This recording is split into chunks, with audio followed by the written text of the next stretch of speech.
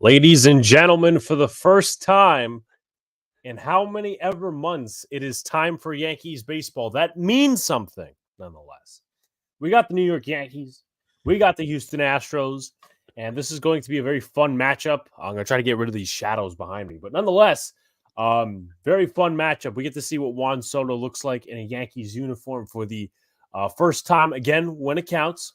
We get to see a couple other guys in uniform for the first time, like Alex Verdugo. And the Yankees are dealing with a couple of injuries right now, but let's see, obviously, how they break out of that. I got to defer it to Luca for first thoughts. Our first pitch is supposed to be at 4:10, so we got about like 4 minutes to discuss.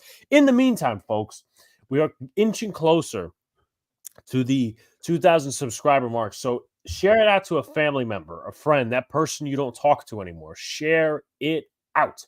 Share it out. Because the faster we get to 2,000, the faster we get to do more things for you guys. And if you haven't already, please check out the hype video that was posted and some of our other content as well. So with that being said, we got Brad in the building. We got Sunil. We got Armand. We got Daniel Berry Sports. And, of course, we got Jacob. So who the fuck voted for Astros to win the game? What the fuck's the matter with you? Yeah, I mean, that's – well, listen, we'll see what happens, man. We'll see what happens. If you're on Twitter, be sure to hit the like button and well, actually, you can on Twitter, but go over to YouTube, hit the like button, subscribe, and everyone share out. Even follow us on Twitter. Even follow us on Twitter. And Brad says that Chase Hampton sprained a UCL. Oi. Okay. But Armin says that he's going to be watching Astros and Yankees because, well, the New York Mets got pushed back a day with this shitty weather here in New York. Hopefully it is nicer in Houston, but they also have a roof. Luca, what's going on? Yep, Brad is right about the report. It was per the New York Daily News that Gary Phillips specifically that he will start his season on the IL, unfortunately, but one of the Yankees' top prospects. But anyways, baseball's finally back after the long months, no playoffs, all that. It's the chase to 28 starts right now. You have Juan Soto. You have Alex Verdugo. A lot of additions. Marcus Stroman as well. Obviously, Garrett Cole is sidelined with an injury. So you know what? It's the pressure is on now, I would say, for the starting rotation now. Carlos Rodon isn't starting, nor is Marcus Stroman. It's going to be Nestor Cortez, who had himself a very mixed bag in 2023. And, it was filled with injuries. Cortez, for the first couple of starts, it looked like Cortez was being figured out by the league. But then you heard the injury news. They bring him back. He goes back on the IL. And he's out for the season. So I think he could have a bounce back year. Obviously, the league could adjust to him once again, but it's up to Cortez to get the Yankees season started right. Because right now, to be honest, I'm less concerned about the hitting and the starting lineup, but more concerned about the pitching. And that injury that Cortez was dealing with was a rotator cuff strain. So that was on his shoulder. Hopefully he had the procedure. Or actually, no, he didn't have a procedure. He had rehab throughout the season, I should say the off season. So it's big. Yankees, Astros in Houston. You got to start the season right. Yeah, you got to start the season on the right foot. And, the Yankees will be playing in Arizona after this and coming home against the Toronto Blue Jays, a game that we will most likely be at on the Saturday. So that's going to be all fun and games. Armand is the one who voted for the Astros. You know what? You can't blame him. Obviously, the Yankees, they've been very mixed in the last few years on these opening day games. And, of course, they lost to the Astros a couple of years ago. It was when Tanaka came in and also in 2016 when we were there. So It's going to be very interesting, of course. It's 3:10 p.m., at least in the Central Time Zone. Sunil said to, I guess, for the vote, are you one of the angry John Schmucks? But I think we will be doing some sort of a Mets cast this weekend. Yep. That would be the Mets and the Brewers. So again, hit the like button, folks. Subscribe, share it out too. We're going to be getting baseball back within the next, I would say about 2 minutes, because first pitch is around 4:10. Is it too early to present the Yankees starting lineup? We could throw it out there right now, honestly. Okay, I'm going to add some background music. Here's the Yankees starting lineup. And boom.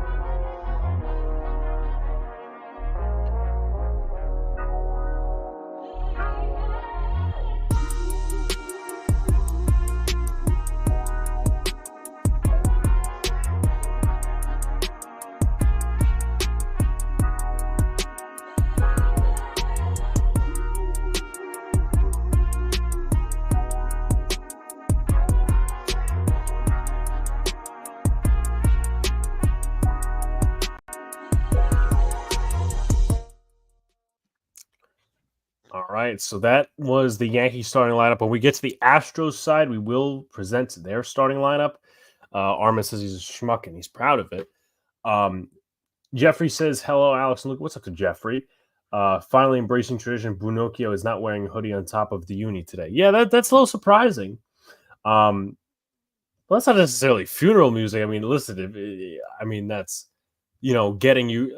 It's softer than like a hard rock theme, like we Yeah, heard of for our course. intro. And what's up to Scrub Zero in the building? So What's up, Scrubs? Hope obviously all is they well. presented. They're presenting the Yankees live now as we just did. So we're gonna obviously get ready for baseball within the next moment. But John Birdie was acquired, but he's not going to play, or at least he might come off the bench, but they didn't want to put him in today because he flew in at 2 a.m. Framber Valdez is on the mound. He's got 31 starts from last year, 12 and 11. And he's had some solid success against the New York Yankees. So getting ready as he's warming up, moving on up, ground ball machine. And again, we'll see what happens, man. This is going to be very fun. And I just can't wait for it. So we just try to maneuver this as we get bigger on the screen. Well, as the ground ball machine, Alex, looking at his numbers with the ground ball percentage last season, 54.3% on the batted ball ground balls, the lowest point of his career, but he's been known through his career as a ground ball pitcher. The Yankees will have to lift the ball, lift the sinker up in the air for the Yankees to have success, get into the outfield, and eventually score some runs. And to give you some insight on how much he used that sinker, we're going to pull it up right now per Baseball Savant. My page would load. Let's see. Framber Valdez. Well, while Luca does that, here's the defense for the Astros. All right, you got it. Valdez used his sinker about 46.9% last year. He also features a cutter, a changeup, and a curveball. All right. So the home plate umpire tonight is James Hoy with Rob Drake at first, DJ Rayburn at second, and third base, John Lipka. So pretty much a veteran crew out, 73 degrees with the roof closed in Houston. As we will get to see Gleyber Torres, who hit pretty well in that leadoff spot last year for the New York Yankees. It could have been DJ LeMahieu, but he will start the season on the IL with a toe injury, retroactive to the middle of March, which was spring training. So we're getting ready, getting set as they have the eyes on the manager and Gleyber Torres. We'll step into the boxes. We'll get to see the first pitch of 2024 for the New York Yankees and, of course, the Houston Astros. This was, I'm pretty sure they didn't have a game till 3 or 4 with the way the schedules panned out because the Mets had their game postponed. Yep. Nonetheless, Valdez getting in from the windup. And let's do it. First pitch is in there for a strike to Gleyber Torres. See Valdez starting off with the sinker. Little high, obviously right down the middle of the plate, gets the outside corner, grabbing for strike one. But we are underway as we see all the Astros faithful standing here in Houston. Yep, and you even got some sprinkled in pinstripe Yankee jerseys as well. The 0-1 coming in from Framber Valdez. The pitch is just fouled away. Got it with the middle of that bat. Count is 0-2. Angels versus Orioles started at 3:05. Okay. But it's still like 1 p.m. game. A little shameful on the MLB. Nonetheless, the 0-2 pitch is in the dirt. Didn't fool Torres on that breaking ball. 82 miles an hour on the radar gun. And the count is 1-2. Yeah, last year for the Yankees, Gleyber Torres hit 272 in the one hole at the leadoff position, had 4 homers and 9 RBIs. The 1-2 pitch. Torres checks swing. Did he go? Drake says no at first, so he will stay alive at an even count. Second time going with that breaking ball. Yep, you see Gleyber Torres off the check swing. He did not go. Good job by Torres so far working the count as he's up to 4 pitches. Valdez went from 0-2 to 2-2. The 2-2 pitch from Valdez to Torres and just a tad outside. A little bit on the white, and we're at a full count. Looks like Yanyer Diaz, the catcher, tried to frame that pitch, but that pitch was too far outside on the inches. I'd say, on the lefty's batter's box for him to have it a called strike. So Gleyber Torres doing a good job, as I said, remarked earlier, that he has worked the count. Now it's full from 0-2 to 3-2. Yeah, Torres was, a guy within the last few years that he would be a little bit more aggressive in those early counts, but it is opening day. 3-2 pitch, and Torres strikes out. So Valdez gets his first K of the season, and we will get to see what Juan Soto looks like in a Yankees uniform in his first at bat. Filthy changeup right there from Juan Soto. Nice little break on it, heading to the outside corner, just a little below the knees. Just good movement. Strikes out Gleyber Torres. So although Torres did his job of working the count, his at bat is not successful. Of course, and Juan Soto obviously acquired in that 2-team deal. Yankees, Padres gave up a couple of different prospects, and the pitch is just almost in the dirt. Another breaking ball from Valdez as Soto's patient. And the thing with Soto, he loves to walk a lot. He's such an intimidating presence at the plate. You're right, Alex. He does love to walk a lot. He stares right into the pitcher's eyes. The pitchers feel fear immediately. 4 out of 6 seasons he has had, and this is tailing inside, but 4 out of the 6 seasons he has played in the MLB thus far since coming in 2019. He's had more walks than strikeouts, and that's something that this Yankee lineup really needs, is that sort of power hitter, but he also is a smart hitter at the plate and doesn't strike out as much. And again, the balance with the walks and getting on base, and that's especially good with him hitting in the 2-hole and Judge being up next. And this looks like it's going to be the real lineup here in the 2024 season, at least for the most part of it. The 2-0 pitch from Valdez, and that is grounded foul, just right off Soto. Looks like he tried 2 sinkers right there. You obviously have the sinker that went inside, got a little away from Valdez. Now he goes up, a little up in the strike zone, not trying to aim low, but aim high, so at least Soto could chop down at the ball to get the ground ball, but it's unsuccessful as this one was fouled off. What's up to Kerm in the chat? The 2-1 pitch from Framber Valdez, and that is, it's tight, but it's a ball, and it'll be 3-1. Good job by Soto looking at the ball. That ball is right at the shins, a little below the knees, and Soto, obviously one of the best hitters with plate discipline across the league, is going to take that. Count is 3-1 from Framber Valdez, and just pinches the corner, and count is now 3-2. So the Yankees working the count early. Yeah, Soto was about to walk first, but it looked like a good call from home plate umpire James Hoy. A little sinker just catching the outside corner. The 3-2 pitch from Framber Valdez is grounded foul, and Soto will keep this at bat alive. Aaron Judge on deck, obviously hoping to have another great season. Last year was sidelined due to the toe injury. Elected not to get surgery on that in 2023. And was dealing with some soreness in spring training along with an oblique injury. 3-2 pitch, fouled away. My mistake, it was an abdomen injury, but nonetheless, he was sidelined for spring training for a little bit. Stayed in Tampa alongside Juan Soto and some other Yankees while the Yankees were playing in Mexico, which they lost both games. You see Soto obviously fouling off these last 2 pitches. Looks like Valdez was trying to go both in on those sinkers. 3-2 pitch in the dirt. Soto will take first in his first Yankee at bat. That's what he does well, Soto. You saw him obviously take a lot of pitches, but it looks like, as I mentioned before, Valdez was trying to go in the strike zone towards that inside corner, trying to go low with those sinkers. Soto ended up fouling at least 3 of them off, and he misses with the curveball tailing outside. Judge hit 37 home runs last year for the Yankees, again, despite being sidelined with that toe injury. You got Soto on first. The pitch is grounded, and that's right to Bregman. There's 1. There is 2, and the Yankees end the first inning on a double play. And now we'll get the Astros coming back up next. It's the end of the top of the first. 0-0. Yeah, Jacob, it is a bit of a tight zone early. It hasn't really been bad calls, but obviously you saw Judge with that ground ball. Valdez puts it right at the bottom of the zone. Judge tries to lift it, but it just goes right to Bregman for that easy double play. Nice play by Bregman. So, folks, if you haven't already, follow, hit the like button, subscribe, share out.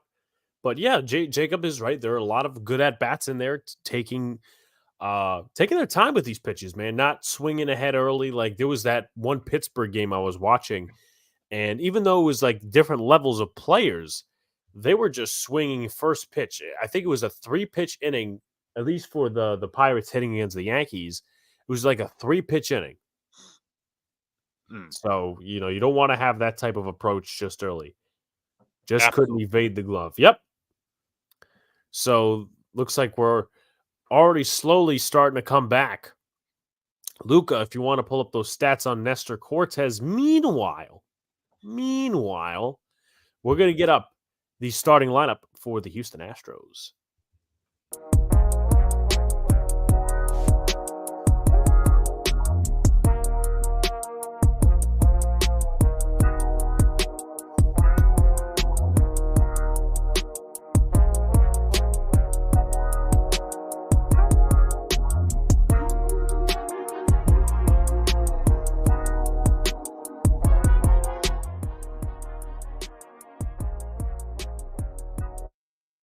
Yes, folks, we are looking at Nestor Cortes. Only 12 games started last season, as I mentioned, due to a rotator cuff injury, a lingering one at that. 5-2 with a 4.97 ERA. As I said, 12 games started, 63 and a thirds innings, 67 strikeouts with a 2.44 opposing average. Not what you like to see from Cortes, obviously, last year, doing with the rotator cuff injury, but let's see if he bounces back this year. And here is Jose Altuve. First pitch on the way is swung and a miss. Strike one. Fastball hitting 91 on the gun. Yeah, Cortes isn't really known for his fastball, but of course, he overpowers Altuve and he elects to swing there. 0-1 pitch is on the outside corner. Strike two. Fastball again, hitting 92 on the corner. Now, Cortes, his fastball last season averaged 91.6. The year before, 91.8. So you're looking at 91, 92.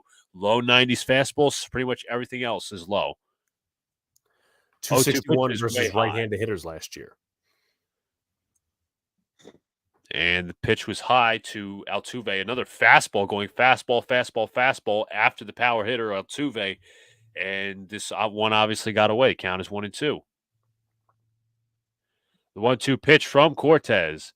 He struck him out. Nice little slider up there, elevating to Altuve, top of the strike zone, and one gone. And now he gets to face one of the superpowers of the other team, Yordan Alvarez. Alvarez, phenomenal year last year. Could have been a contender for MVP possibly 2 years in a row. Just reminds me of Big Papi a lot, Alex. First pitch to Alvarez is swung on in line. That is a base hit into center field. It's going to get right in front of Aaron Judge, and Alvarez will hold at first. Yeah, it's a good thing a few years ago they pent off that little grass section in center field, or else Judge would have to run a little bit more on those types of plays. But fastball right over the middle, and Yordan Alvarez just takes it to left center field for a base hit. My mistake, Alex, on that Jose Altuve strikeout. That was a cutter fastball. So Cortes, one of his marquee pitches. But here is Kyle Tucker, a rising star for the Houston Astros. 157 games last year, 29 home runs, 112 RBIs. First pitch is a call strike right at the middle of the zone. Fastball, 91 miles an hour. Yeah, I'd be worried if I was Nestor just a little bit, try to corner out those pitches a little bit more rather than overpower, especially against a guy like Kyle Tucker. Hits a lot of home runs, almost 30 last year. So Yordan Alvarez take advantage of it. Let's see what Nestor does here. Pitch is high, count is 1-1, a 90-mile-an-hour fastball going high. So Cortes is opting for the high fastball early on to these Astro hitters. Kerm says, I don't like Judge playing center. Should have played first. I disagree. I don't think that first base is a fit for him. Count is 1-1 from Cortes. He goes from the stretch. The pitch, nice fastball, down and in. Count is 1-2. Swung on a miss there from Tucker, hitting 91 once again. A little bit of movement on that fastball. So he's working his way. He's maneuvering a little bit in there. Count is 1-2. Alvarez at first from the stretch. The pitch. Way high. Count is 2-2 up around the jersey. So count is even. Cortez's fastball has been at least low in velocity as expected, but it's a little bit back and forth with the control. 2-2. Cortez looks over to first. The pitch. Swung on and fouled back. Fastball once again hitting 92. Count stays at 2-2. On deck is Alex Bregman. Yep. There's a lot of talk about Bregman, possibly going elsewhere. Well, right now, he's staying in Houston. 2-2. High 3-2. Cortez lost control of that fastball, and now the count is full. Yeah, you wonder if he's going to work something in a little bit more off speed to catch him off guard, maybe in the outside corner against Kyle Tucker here. But you don't want to get two guys on early. Especially with Bregman on deck. Count is 3-2. The pitch from Cortez, and he fouls it off. Count is still 3-2. Yeah, I know the people that want the pitch clock, they're not happy because guess what? These guys are fouling off pitches rather than taking outs. Yeah, Cortez might have been a little startled last year with the new pitch clock, but we'll see what happens here. 1 out, 3-2 pitch. Alvarez on first. The pitch, ball 4. The pitch goes outside. It was a little slider or off speed tailing, and that will bring up Alex Bregman. So 2 men on here in the first. Yep. Alex Bregman last season hit 25 home runs, 98 ribbies, 262 batting average in 622 plate appearances, and in 161 games. So he's a very reliable player when healthy. Cortez struggling a little bit early with his command. He did get Altuve to strike out to lead off the first, or I should say the bottom of the first. Bregman up at the plate. First pitch, in there for a called strike. The count is 0-1. Yeah, Bregman versus lefties last year actually hit worse. He hit 215, hitting approximately 7 home runs and 30 RBIs. So, again, he's not very good versus lefties based off last season. Count is 0-2. Another fastball thrown in there. First pitch was a cutter hitting 87. Now this fastball heads 93. Count is 0-2 with 2 men on and 1 out with the righty third baseman up. The pitch. Swung on it high in the air to left. Verdugo calling it, makes the catch. He will throw it in for the second out. Yeah, it just seems like Cortez is working a little bit better against these righties, which is kind of interesting because that's kind of like the least thing you would expect. But I think with these lefties, he's got to go a little bit more off speed and fool them a little bit more movement. Yeah, but I think let's see. Well, we obviously got to see if they're willing to wait on those off-speed pitches. Now, Alvarez obviously got the hit with the fastball, so it looks like the Yankees' plan is just to power inside, and obviously Cortez, for that game plan to work out, has to power these guys inside and have that command, have that control. Here is Jose Abreu, the veteran first baseman, his second year with the Astros. First pitch is high. Count is 1-0. Jacob asks in the chat, who's coming out first out of the bullpen? Is it Weaver or Clayton Beater? I have no clue, honestly, and I hope that Cortez gives me at least 5. I would Count say is 1-0. High 2-0. There goes the fastball again, as Trevino obviously gloved it, but that fastball has been very lacking much consistency with that control. Seems like every other at bat for Nestor Cortez. 2-0. Inside 3-0. 1 pitch away from walking the bases and loading the bases, should I say. Yeah, it's not really something you want to do, especially early. Count is 3-0. Abreu ahead in the count last year, hit 301. Abreu takes a called strike. Count is 3-1.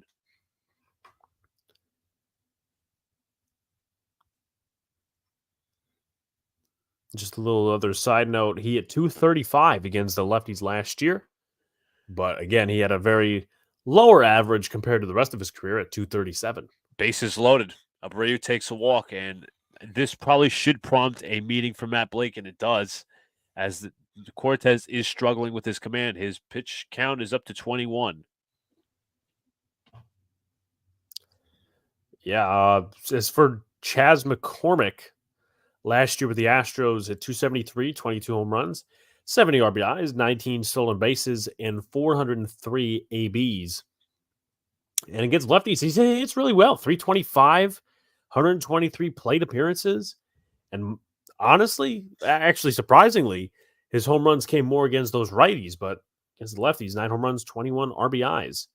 And the bases are loaded, right? Yes. Yeah, so he hits 250 with the bases loaded, and that was last year, and that happened only 8 times to him. So let's see what he can do here.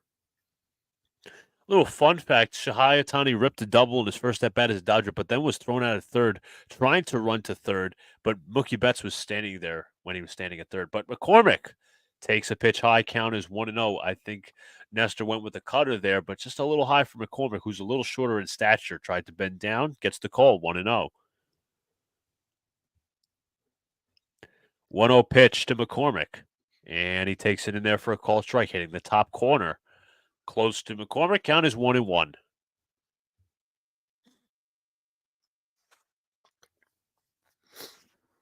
Justin Verlander sitting out. The 1-1 pitch is nice fastball there from Nestor Cortez, going high with the heater, going up the ladder. Count is 1-2.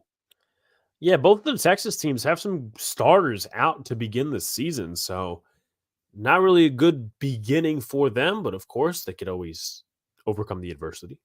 Pitch to McCormick, way high. Count is 2-2.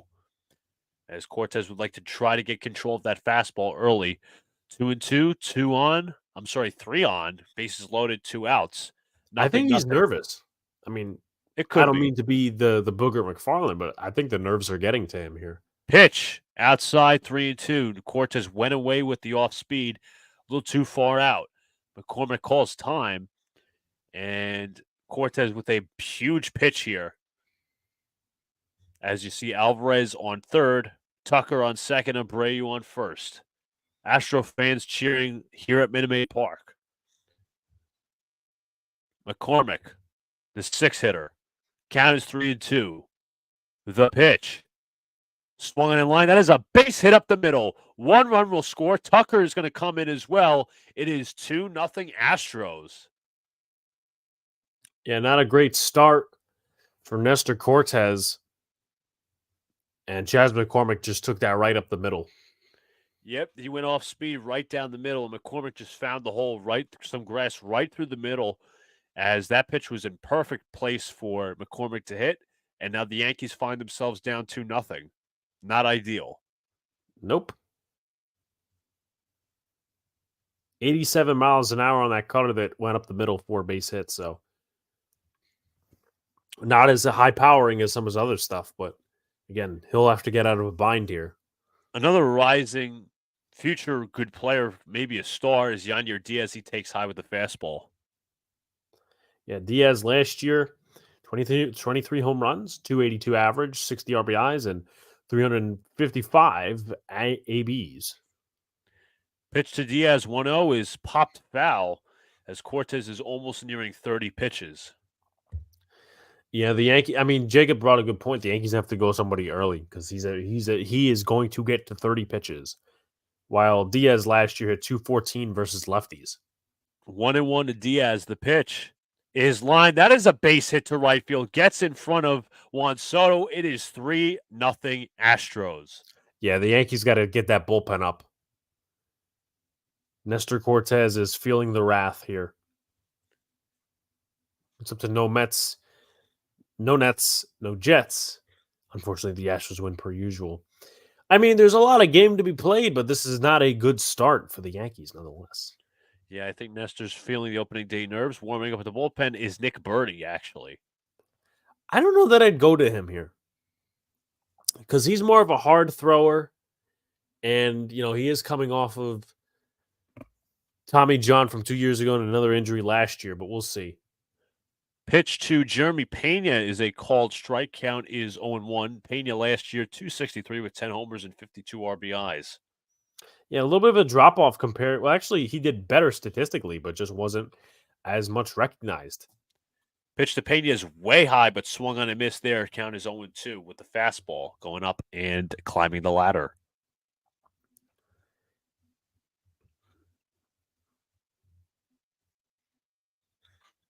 Pena last year versus those lefties, 325, 3 home runs, and 16 RBIs.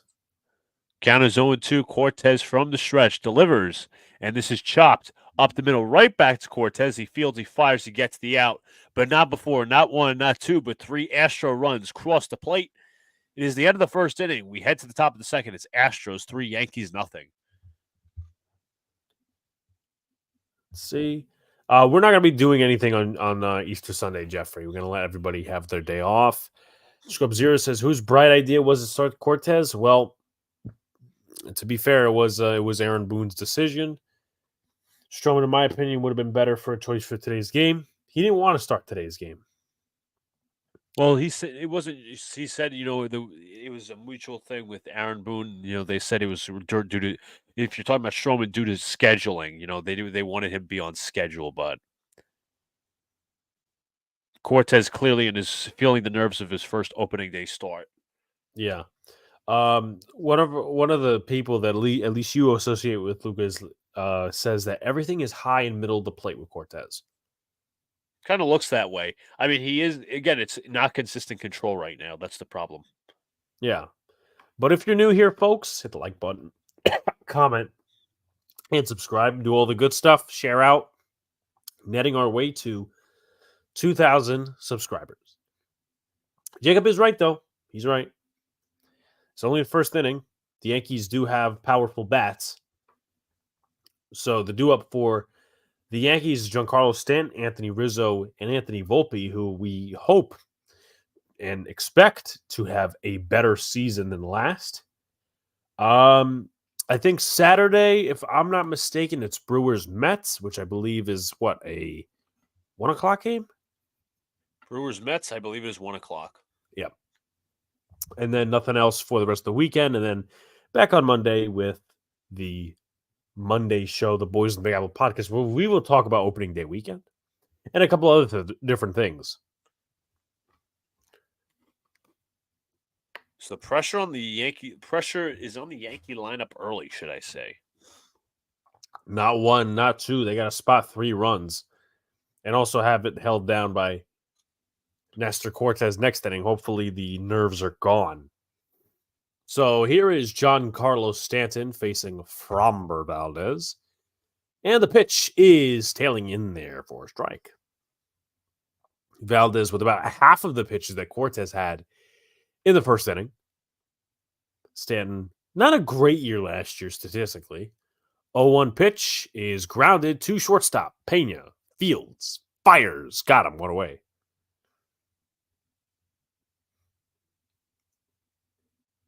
Which will bring up Anthony Rizzo, who really needs a bounce back. Another guy, it seems like everybody in this do-up, Luca, needs a bounce back season.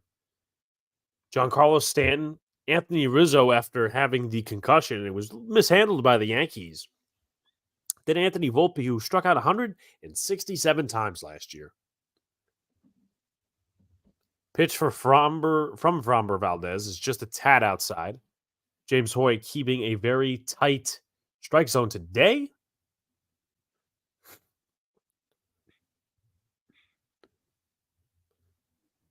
The pitch is just a tad high. Count is 2-0. Rizzo last season, first 53 games, you talked about the concussion. 304, 11 home runs. He was like almost leading the league in home runs. That's how hot of a start he had. And a shame that collision with Tatis Jr. at first kind of ruined that. Pitches in the dirt, count is 3-0. Armin says, scoring update, Santander, 2-run homer. O's lead 7-1 over the Angels. And Jeffrey says we'll be watching any of the NCAA tournament, maybe tonight if I got some time, but it's also a good night to appreciate that baseball is back, and there'll probably be some late games as we go in. A 3-0 count is a walk to Anthony Rizzo, which will bring up Anthony Volpe. That is the second walk by Valdez. Obviously, it was a straight 4 pitch walk. Obviously, not different from Soto, but good job by Rizzo. Good plate discipline. As Valdez's control has been better than Cortez control, but rather that Valdez has had some struggles as well with the control. As I mentioned a little bit before, Anthony Volpe struck out 167 times last year. Want to lower that. And apparently he's been working on his swing. The first pitch is just a tad outside again. Another instance of James Hoy keeping a very tight zone today. Yes, as long as it's consistent, as you saw Valdez trying to get the outside corner with that sinker, just a tad outside, and Volpe, good job with the plate discipline. 21 home runs, 60 RBIs, and also he's a threat on the bases. 24 stolen bases last year. Just down. Count is 2-0. Tight strike zone once again as he was trying to get Volpe to chase the sinker, or at least try to ground in that double play. But right now it's 2-0. Yankees laying off that sinker down and away. 209 last year. The 2-0 pitch is in there for a strike. Yankees again being patient, which is good, seeing as many pitches as possible. Oakland and Cleveland and Boston and Seattle. Well, Boston-Seattle probably seems like the much more interesting matchup, considering that Oakland is a trash can. 2-1 from Valdez is grounded up the middle. That's a base hit. Anthony Rizzo will stay at second as it is fielded in center field. And the Yankees got 2 men on with 1 out. Good job by Volpe taking this sinker right up the middle, found some green as Volpe gets the Yankees' first hit of the season. And that is a promising start for the sophomore, as he was obviously the opening day shortstop last year. But this year, it's all his in his second season. Yes, Alex Verdugo will be getting his first official licks in a Yankees uniform. 13 home runs, 54 RBIs. Doesn't really hit 20 or more home runs, but that's if you look at his career stats, but could do that this year with the Yankees. And he dribbles this one. That's going to be a base hit in the left field. They will hold the runners, and it is bases loaded for the Yankees. And coming up next is Jose Trevino. Good job by Alex Verdugo. A little sinker trying to go inside, as Valdez has been doing mostly.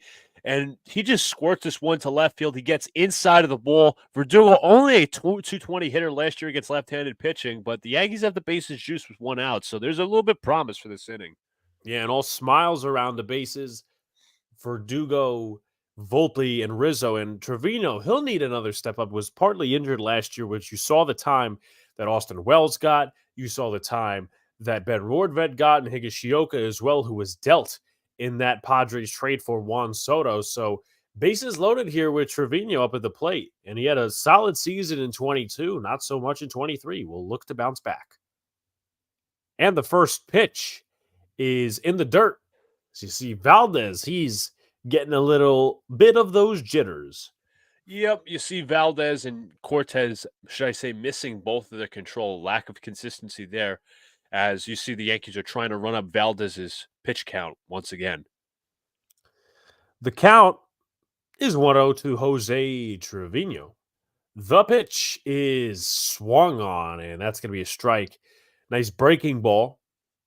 Trevino knows that he shouldn't have swung at it, but nasty pitch inside. Yeah, that pitch was against his better judgment, as Trevino's never been great with plate discipline, and it shows right there. The 1-1 pitch is in there for a strike. The count is 1-2. Fastball right down the middle. Obviously thought better of it and decided to take it. So Trevino now in defense mode here. The count is 1-2. The pitch on its way. Trevino grounds it to shortstop. There's one on to first. Double play, and the Yankees get nothing out of an inning. They loaded the bases. They strand the runners, and we will go to the bottom half of the second. The Yankees down 3-0. I see the double plays haven't changed. We already have 2 in the first 2 innings. Yeah. Missed opportunities. You're right on that. Scoring updates. Tampa Bay is 1-0 over the Toronto Blue Jays. The Minnesota Twins and the Kansas City Royals tied at 1. The Miami Marlins lead 2-0 over the Pittsburgh Pirates. Cincinnati leads 3-0 over Washington, and Los Angeles leads 2-0 over St. Louis. Seen this story before. Yeah, you're damn right on that one. So, but I will be right back as I try to search for my phone. Alex on a quest for his phone, but regardless, I'm gonna read you guys' chats. Scrub Zero says, "I've seen this story before. It's really good at bats, though good signs." Yeah, but we got to execute, man. I mean, I think that Trevino was up 1-0. He swings at the curveball, which against his better judgment was clearly a ball. It would have been 2-0. Then it probably changes the at bat if he doesn't swing. There would have been 2-0. I think it likely would have forced Valdez to make a mistake, but Trevino opted not to go into defense mode and take that sinker, the 1-1 sinker. But that it's just so funny how one pitch can change things. So unfortunately, now the Yankees will have to. Well, Cortez will have to pitch better, obviously, but the Yankees blew another chance here in the second inning, so they will have to definitely get some runs back in the third. Armin says scoring update: San Francisco 1, San Diego 0. Thank you, Armin, for the score updates. Obviously, you look at through the reinforcements through the outfield. Juan Soto a 5.5 WAR in 154 games in the outfield. Trent Grisham a 2.0 WAR and Alex Verdugo 2.6 WAR. 140 games in the outfield. So that's been the Yankees' main acquisitions. Grisham will be off the bench today, as you have Soto, Judge, and Verdugo right to left. So coming up for the Houston Astros be Jake Myers in center field, as he'll take his first cuts versus Cortez. First pitch is in there for a called strike count is 0-1. Myers, a 227 hitter last year in 112 games, 10 home runs and 33 RBIs. The 0-1 pitch is high. Count is 1-1. Off a cutter. 2 cutters in a row from Cortez. Been a heavy theme here.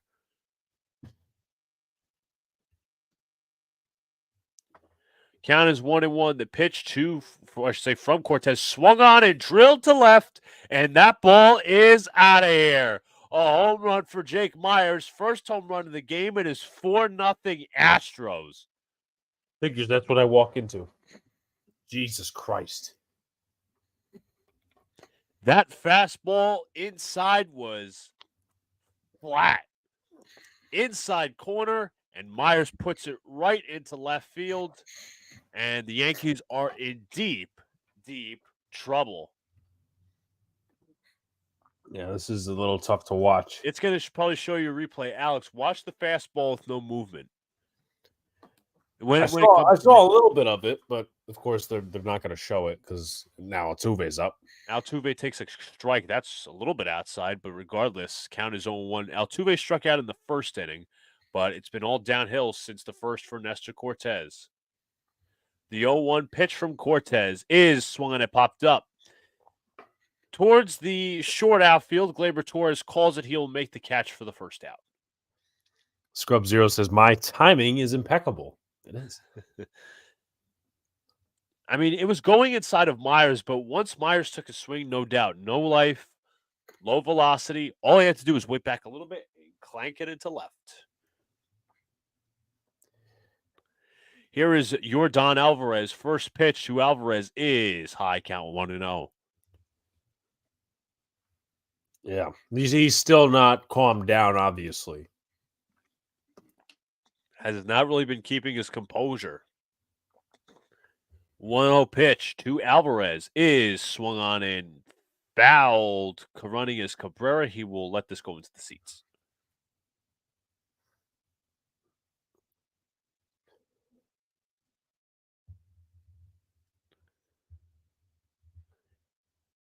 Count is 1-1. Our buddy Sean, our once co-host Boys of the Apple, says, when's football season coming? I'm even scared of that. 1-2 as Alvarez swings mistakenly through an off-speed pitch away. I would not get Birdie in the pen. I'd get somebody else. Yeah, especially need a long reliever. The count is 1-2 from Cortez. The pitch is fouled off. Count is still 1-2.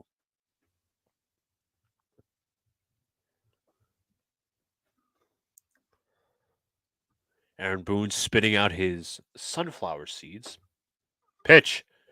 Alvarez cloaks this into center field. Judge will come on to make the catch for the second out. Was eating some white bread, Jacob. Needed some fiber. Needed some fuel. Fiber, fuel. As you look at Joe Espada, former Yankee third base coach, is now the manager for the Astros' first game after the retirement of Dusty Baker. Here's Kyle Tucker, walked in his first at bat. First pitch from Cortez is in there for a called strike. Count is 0-1. I said Weaver initially, Jacob, but I could be wrong. Because for some reason, they want to go to Birdie. Nobody's warming up in the Yankee pen. The 0-1. Tucker fouls that off.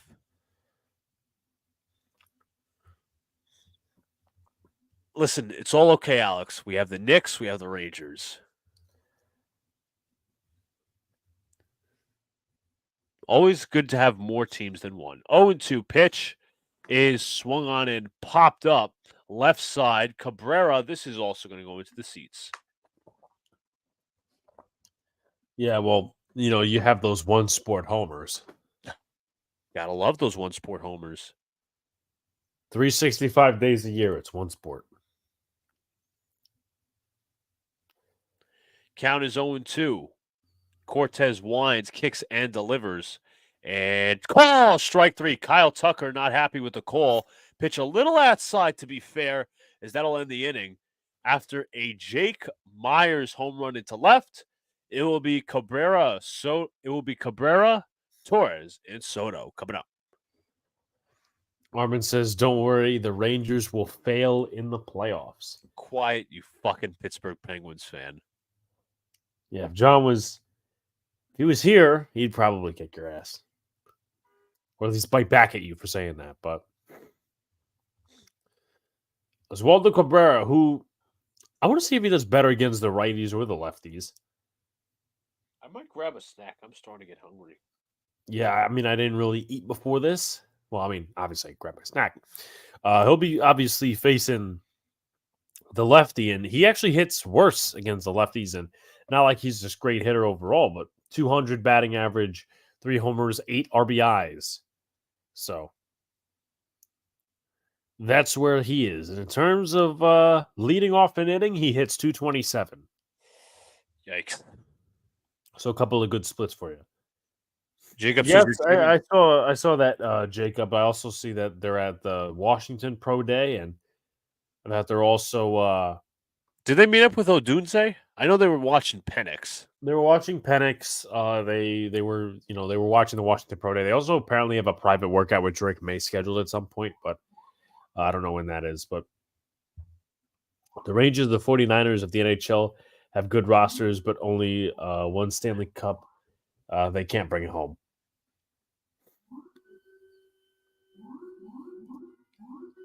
Yep. I will defer the Rangers jokes to John.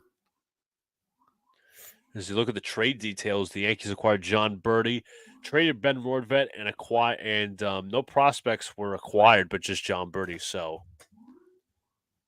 Sasaki went from the Rays to the Marlins, and John Cruz was a Yankee minor leaguer that went to the Marlins.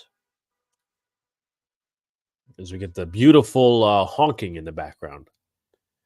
Makes you feel like it's actually New York. Yeah, well, yeah, because we are in New York. Pitches down to Oswaldo Cabrera.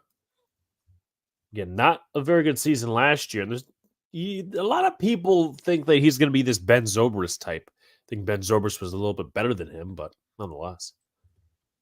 1-0 pitch to Cabrera, tails inside for a strike.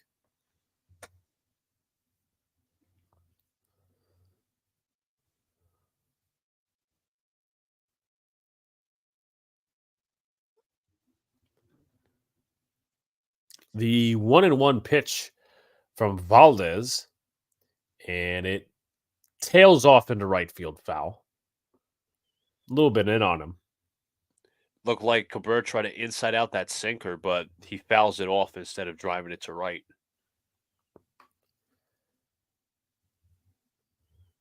Valdez from the windup. Pretty solid pitch count this far. Swing and a miss by Cabrera.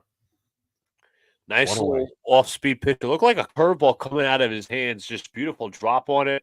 And Cabrera switches right through it.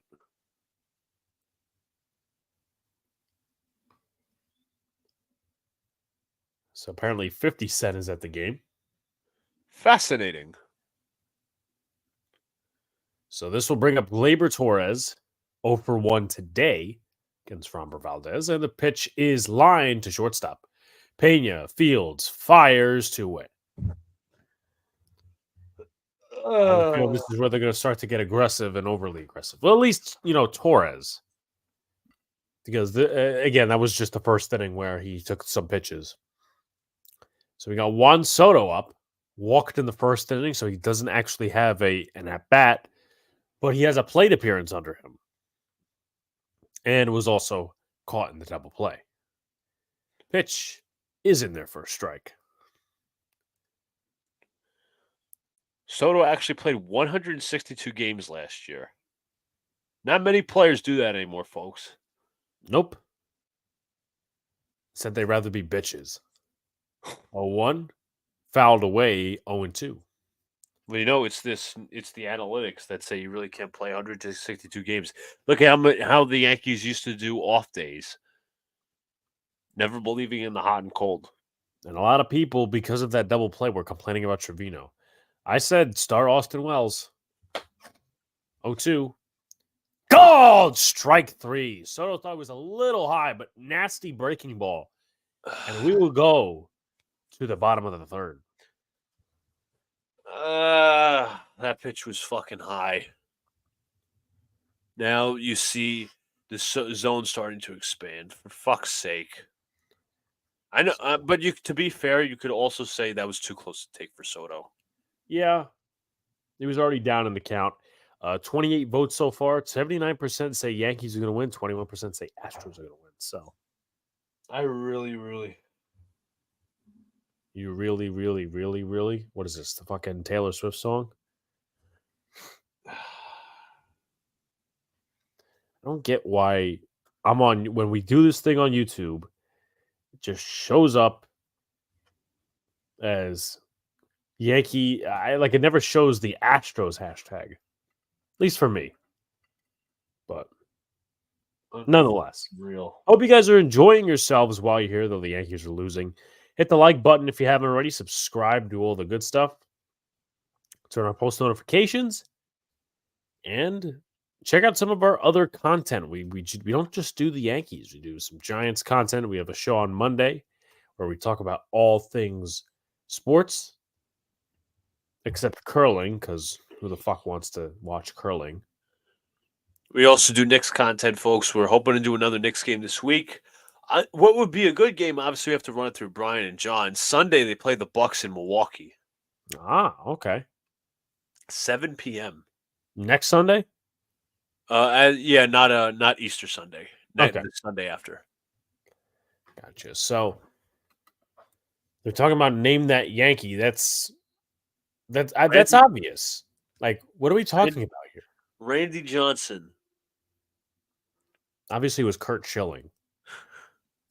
That's a weird question to ask. But Luca, if you want to take it. Yeah, Cortez deals the first pitch. It's called strike to Alex Bregman. The 0-1 pitch already is swung on and grounded to short, fielded by Volpe. He fields, he fires, takes his time, and is one gone.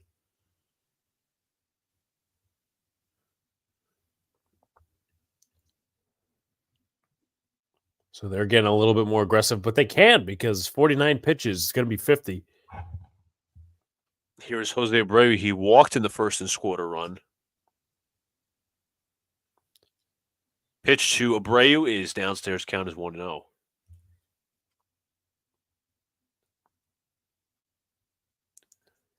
Cortez trying to have a bounce back inning from the last two. The pitch is outside 2-0. Trying to at least go scoreless here. 2-0 pitch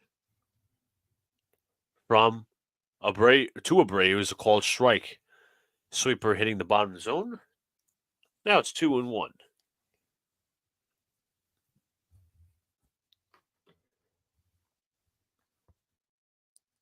2-1. Abreu hits this a high fly ball in the left, not very deep. Got and under it. making the catch is Verdugo. 2 gone. Yeah, he got under that one. But you obviously do have your, on Twitter, you have your Yankee fans that seem to be if you want to call it overreacting, Yeah. and then you have the beat reporters and the other people be like, the fans are already overreacting. Called strike to Chas McCormick. Count is 0-1. He had a 2-run single in the first inning, his last time up. In an update from baseball, Royce Lewis left injured after a play where he was rounding second and limped into third. Like he pulled a hammy. That's not good. As the Dodgers lead 5-0. The Marlins lead 4-2 in their game. McCormick fouls that one off. Count is 0-2. Cortez one pitch away from a 1-2-3 inning. Boy, would the Yankees love that. Yeah. 0-2 pitch. And this one is hit high in the air to right. Soto is there. He will make the catch, and that'll end the inning. 1-2-3 inning for Cortez. We head to the top of the fourth. It is 4-0 Astros. Do you think we should do an immaculate? Yeah, why not? All right, let's pass the inning with an immaculate. Right before I eat. Yes. So here we are. One you could say for the Seattle Mariners is Brendan Ryan, but there's also other players you could think of. I think Willie Bloomquist is another guy that you could think of. Omar Vizquel played for the Mariners and the Giants. Okay. All right. You have also, on the obvious A's, Giants, Barry Zito. Let me just see something real quick. 2000. No, not quite. Okay. Let me look at something real quick. 2000. Accepting, of course, chat recommendations. Willie Bloomquist would actually work for 300 and played shortstop. How about shortstop? Yeah, obviously. 0.2%. Okay, so we got Willie Bloomquist on the board. 0.02, actually. If the Giants draft Bowers, Alex Napolitano, yeah, I won't be happy.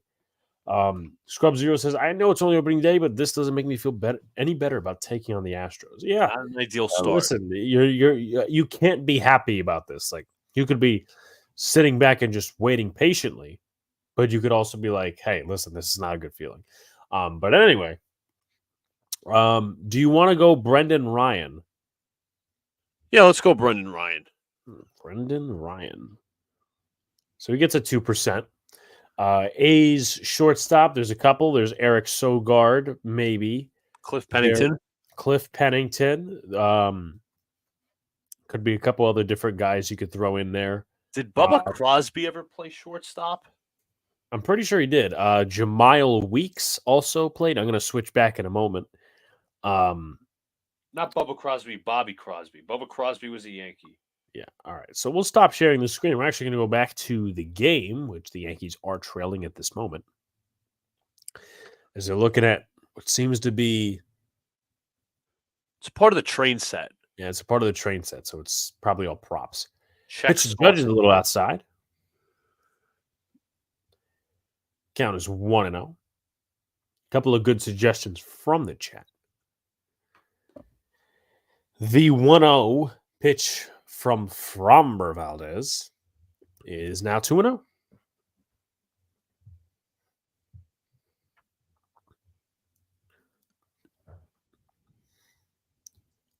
Obviously, Judge just taking a couple of breaths before he leans into the box. Pitch in the dirt, so Judge ahead in the count at 3-0.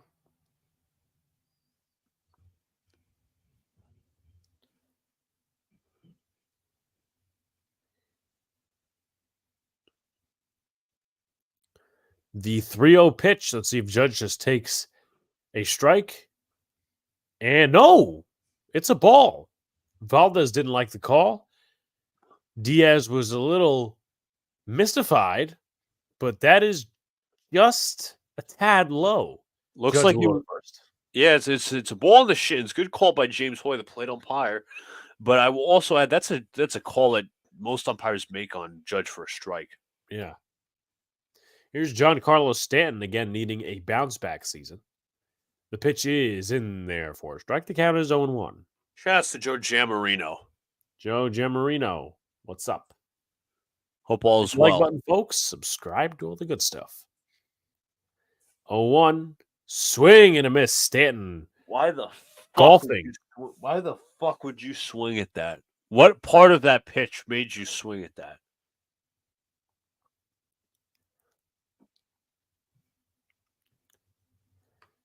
Oh two to Giancarlo Stanton. I feel like he has more of a knee bend. Yeah. Pitch in the dirt was almost going to swing at it, but Valdez didn't get it in the right spot. Come on, Stan. Do something productive. You have a lot of people to try to impress. Yes, that's what to at least get you on your side again. We're on the top of the fourth. The 1-2 pitch from Framber Valdez. Grounded way inside, but foul. More of a defense swing there from Stan, but that curveball was heading in. True that. True that. Folks, we are two likes away from 20, and we're at 30 votes on the poll. Smash that like button, subscribe, share out to any of your Yankee fan friends. And also Astros, too. To keep that in mind. The 1-2 pitch incoming. Just in the dirt, slightly. Count is 2-2. Come on, Stanton. Be smart at the plate here. He tried to go at the sinker again, I must add, but this one was a little lower. See if they get him on a breaking ball or try to overpower him with a fastball, which is very unlikely. The 2-2 pitch. Ground. It's a fair ball. They're going to let it stay fair. Giancarlo Stanton will have an infield single. Why would you let that stay fair? Well, you got to see if the ball rolls foul. It was always going to stay fair. You'll see Stanton just take a little bobble swing here. Ball is going down the line, then hits it. Finally hits the third base bag. Obviously, the runner from second would have not advanced to third, but Stanton moves the runner over, gets himself on with nobody out. So not a bad at bat from Stanton.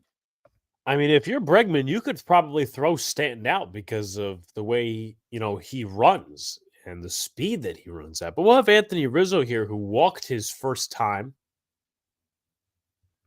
was on base with Volpe about a couple innings ago. First pitch is swung on and drilled. This is caught in right field and looks like Tucker makes the catch. He's going to throw it in. Judge will tag in third. I almost thought that was gone. That's why I held my breath. I was like, oh. But good job by Rizzo regardless, as he took a hanging curveball. That could have been gone regardless, or at least that could have been gone. It was almost towards the warning track, but Judge does a good job, retreats the second, steps on it, and goes to third to tag up. So the Yankees now have runners in the corners. One runner in scoring position for the sophomore Anthony Volpe, who singled in the second. Yep, Anthony Volpe singled in the second. Again, just hopes to up that batting average. OPS a little higher. And less strikeouts. Pitch is tailing outside. Got some movement on the fastball here from Valdez.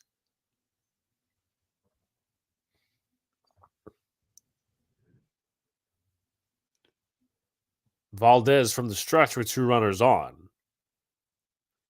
The 1-0 pitch incoming. Just a tad inside. Count is 2-0. Good job by Volpe. That fastball was tailing in. Once again, I said that Framber's control has been better with the Yankee lineup than Cortez to the Astros lineup, but it has been hit or miss as well. Of course, Trevino will be coming up soon. Not yet, but coming up soon. You hope that if he gets a chance, he probably doesn't go into a double play, and you have a 3-0 count on Volpe, which would bring up Verdugo next, who had a base hit his last time out. Verdugo didn't hit well against lefties, but he had a hit last time.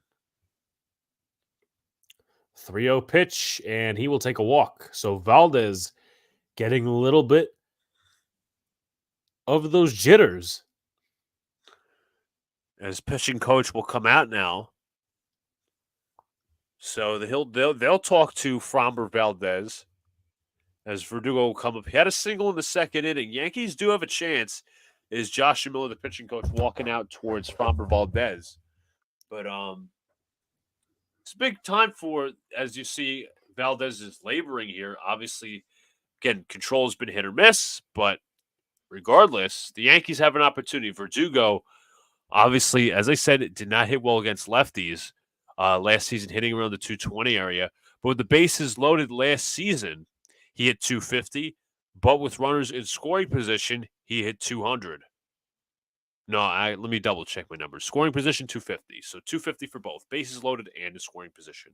Nick Martini of the Reds, starting opening day at 33 years old, hit 2 bombs off the Nationals. Another garbage franchise. Verdugo will step in the box now.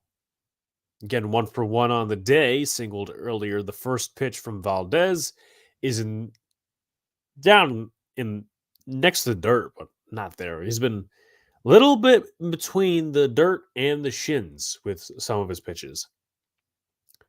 Verdugo is one of the leaders since 2021 in doubles, and of course, that would help here. Tailing inside, count is 2-0. Wonder if you start warming up that bullpen. Yeah, the Yankees, did it early on with Nestor Cortez. He settled down with the bottom of the third inning, but we'll see here. 2-0 pitch in there for a strike.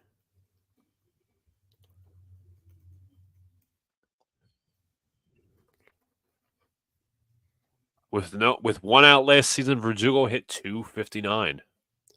Yep, and he's also ahead in the count here, which also adds in his favor.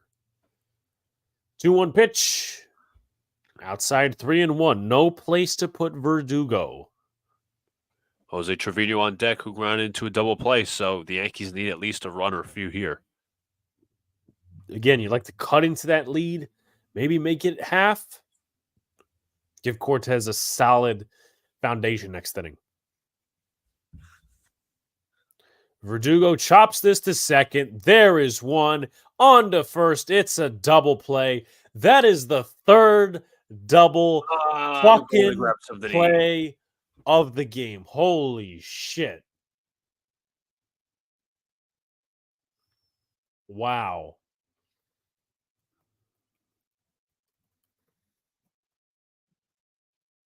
Wow.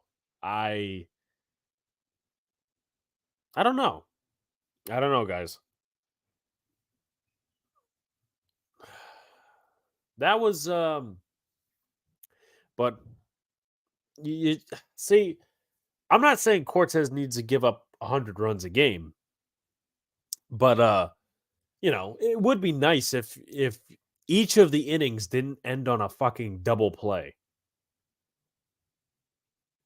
And again, there's 161 games left, but this is not a good start. For all the ultra positive people out there.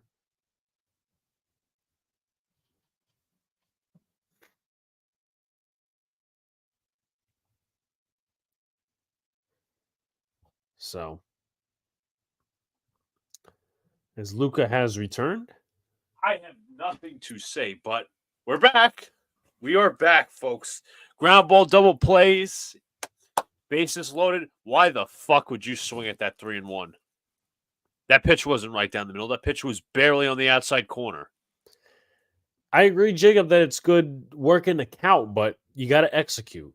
You got to get better at bats. I mean, working the counts, that's fine and well, but the outcomes have not been good.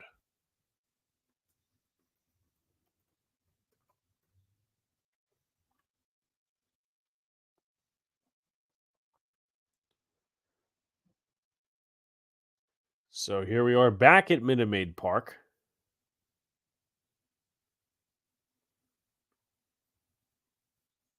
As Luca will be taking the call of the bottom half of the fourth. Alex, without looking at the scoreboard, this is the pitches swung and missed by Diaz. How many men on base have the Yankees left throughout 4 innings? Hold on 1 second. Do not look at the scoreboard. I'm not looking at the scoreboard. I'm not looking. Diaz grounds to third, fielded by Cabrera, 1 gone. I'm going to say 6 men left on base. 8. Jesus. You count 3 with that ground ball double play. Jeremy Pena comes up 263 last season. Yeah, 7 it was literally me 6, Scrub said 7, Oh, and you it's guys are actually close. 8. Listen, just how well you know this team. Diaz lines a base hit in a left center field. This is going to get into the gap. Verdugo slides over and makes the grab. He throws right into second, and Diaz slides in. I'm sure that's Pena slides in with a 1-out double. Not a bad play from Verdugo, but a throw better off probably likely gets him. But Pena does have some wheels.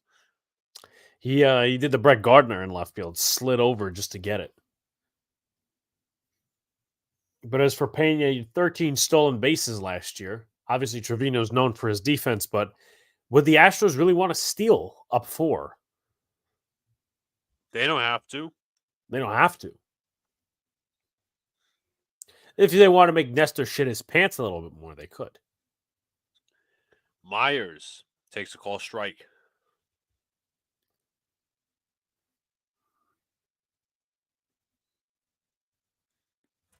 Count is 0-1. Cortez not even through 4 innings, 60 pitches. Count is 0-1. The pitch on the way is swung and a miss. Strike 2. Fastball away.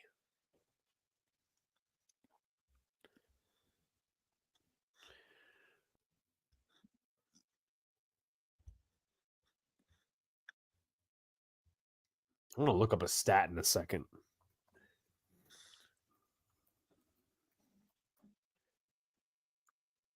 Count is 0-2. The pitch on the way.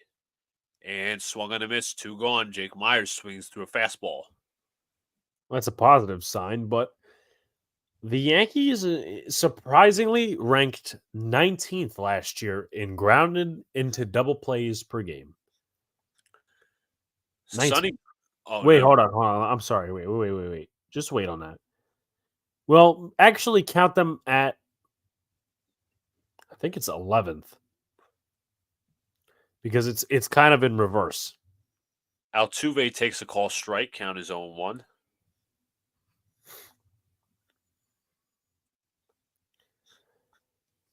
Yeah, credit to them, Jacob. Stop with the credit to them. That's all I need Boone saying after the game. I will go. Don't even put. He'll be like, I think we saw some good bats. All this. I don't need to be reminded of his assholeness. Foul ball, as this one is lined it off the left field net. I don't want to hear it. Someone said on Twitter, let's see what Clayton Beaters got. I'm like, yeah, Well, I agree. If you're intending to use him as a long reliever, why the hell not? Cortez steps off. And Yankees SNY has looked up the definition of double play. 1-2 pitch as Altuve swings and misses 2 strikeouts to end the inning. As we head to the top of the 5th, 4-0 Astros as we head to the top of the 5th, as I said. Someone said we need a Yankees Frank the Tank. So, take that. But anyway. Yep, it's right in front of us. Jack Connor says, why did we not get more pitching, especially after the Cole news? Luca, you want to answer that one for the fans in the chat? Well, because I to be fair, look, I didn't think Montgomery was worth $25 million. Disagree. First of all, I just want to say your guess is as good as mine, Jack. But I mean, they should have done something. I mean, to be fair, also, I don't know if this is PR, but as well to add, Montgomery was about luxury tax, it was about money, it was about how the Yankees use Montgomery. As you saw, he got better with the Rangers and won a World Series. So Diamondbacks, the team he literally beat in the World Series, who were ascending, he wants to join them. And they don't have a bad rotation. You got your 3 top starters over there, Zach Gallen, Eduardo Rodriguez, and Jordan Montgomery. The Yankees are just 171 double plays from tying the Major League record set by the 1990 Boston Red Sox. Could they do it?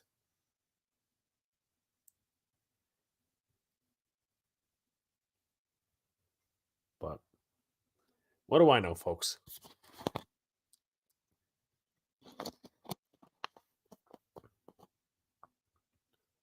So we are back here, and we can go to the top of the fifth as we're inching. I think we're. Does this actually? No, we're not halfway yet because it's not the middle of the fifth. Can I ask you something real quick?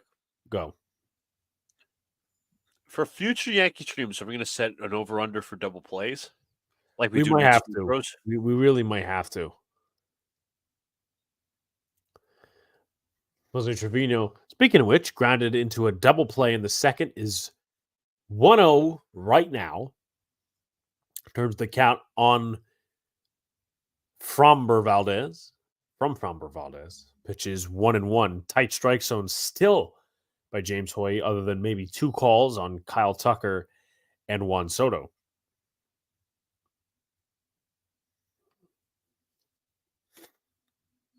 2-0 pitch, 3-0. Jack Connor says, when are the Yankees going to get a good third baseman? Well, they acquired John Birdie, who's solid, but they're not playing him today because he flew in at 2 in the morning. 3-0 in there for strike. Sunil says, I'm already envisioning on Aaron Boone's postgame presser featuring excuses about the roof closed and open. 3-1, Trevino walks. Good start to the inning for the Yankees. 5 walks already for Valdez.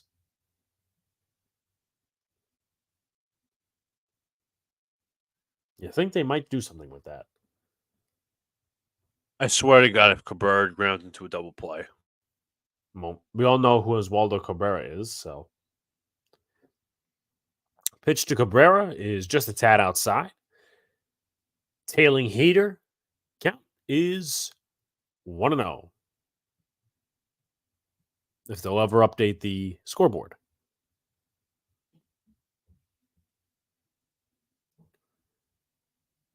The 1-0 pitch to Cabrera is in there for a strike. Count is 1-1. And he bets on a double play happening. Maybe Luca should go into that. 1-1. Swing and a miss by Cabrera. Did you see that, Luca? Luca's crying because that was so bad. The 1-2, Valdez looking on. Pitch on its way. And Cabrera grounds up the middle. It's actually off of the glove of Pena, so Cabrera will reach base, which will bring up the top of the order with Gleyber Torres. I said, I swear, if he grounds into a double play, almost, but you can see Pena rolls under his glove. Let's actually get a rally started. No double plays, none of that bullshit, no fielder's choice. No strikeouts. Walks, just getting on base, jamming the base paths. Well, I would like to say this, right? I know they played the A's, the Angels, excuse me. Corbin Burns in his first start as Gleyber Torres is in and his pitch is outside. 11 Ks, 6 innings pitched, 1 earned run, 1 hit. Oh, that's nice. That's nice. But we kept Spencer Jones. That's okay. It's okay.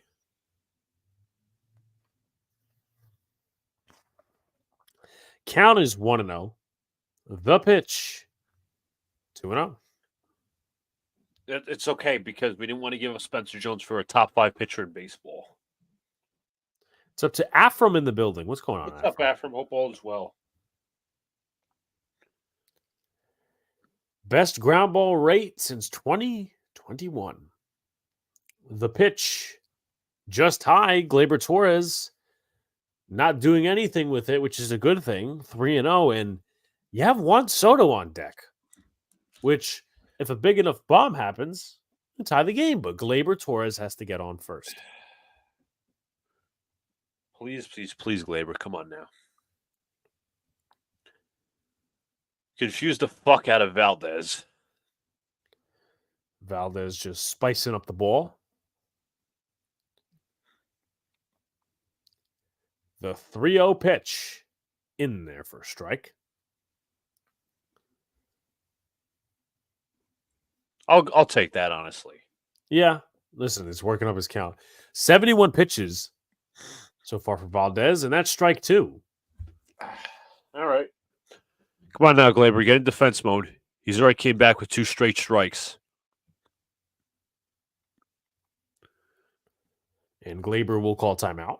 Try to mess up the groove of Framber Valdez. Mess up his timing a little bit. Armin thinks that there's going to be another double play. He might be right, sadly.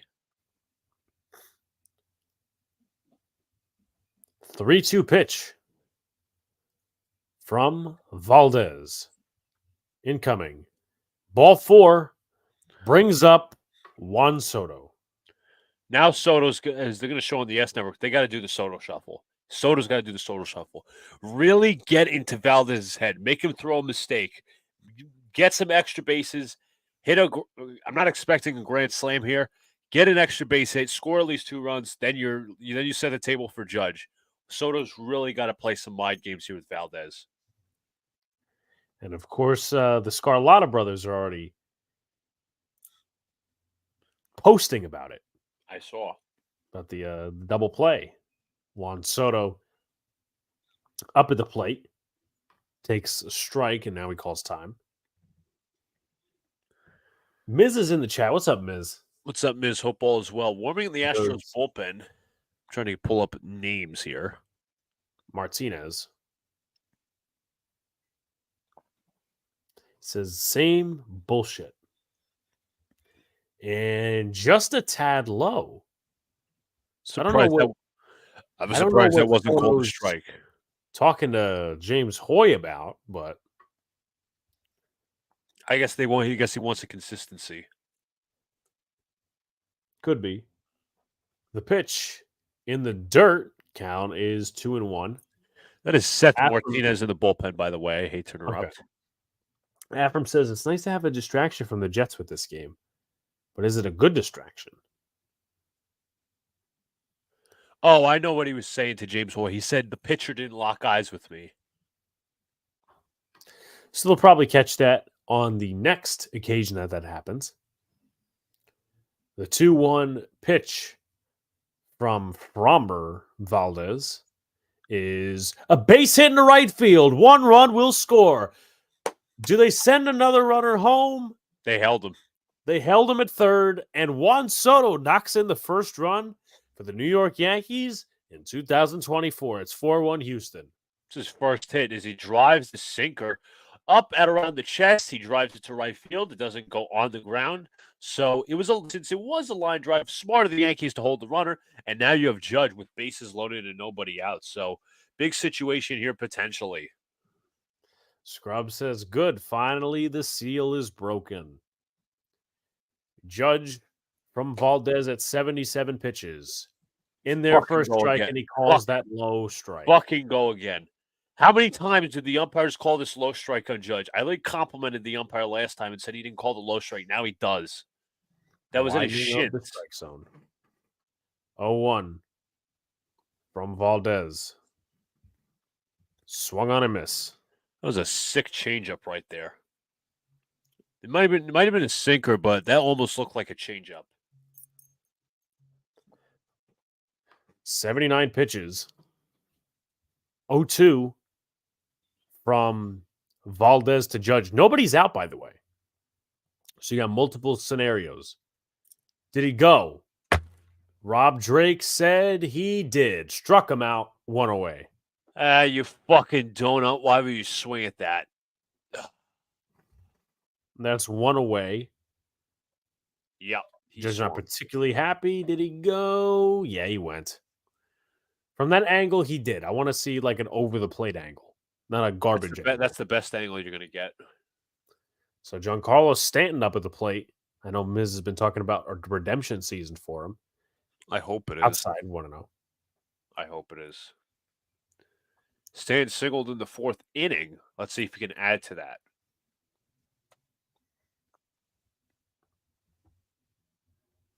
Someone's complaining on Twitter how Michael Kay never criticizes the umpire. Who cares? 1-0 pitch. Fuck off. Stanton gets a called strike below the zone. Seriously, we're going to start expanding now? That ball was at his shins. Again, with the low strike, it's not been consistent. 1-1. Stanton swings and misses. Okay, now we're getting over-aggressive. Fuck, man. That pitch wasn't even close. Cabrera at third. Torres at second. And Juan Soto at first. The 1-2 from Valdez to Stanton. 84th pitch incoming. Ground ball foul. Jesus Christ, Baltimore's beating up on the Angels 11-1. Damn. I mean, you know. The Angels are in suctitude right now. Ineptitude also. Thanks to the 1-2 pitch coming to Giancarlo Stanton. Valdez going from the windup because he can. The pitch. Swing and miss from Giancarlo Stanton 2-away. That wasn't even fucking close. That wasn't even fucking close. Jesus, dude. At least have it be close and swing and a miss. Now Rizzo's up. Come on, man. Anthony Rizzo up at the plate. He's 0 for 1. Walked in his first at-bat.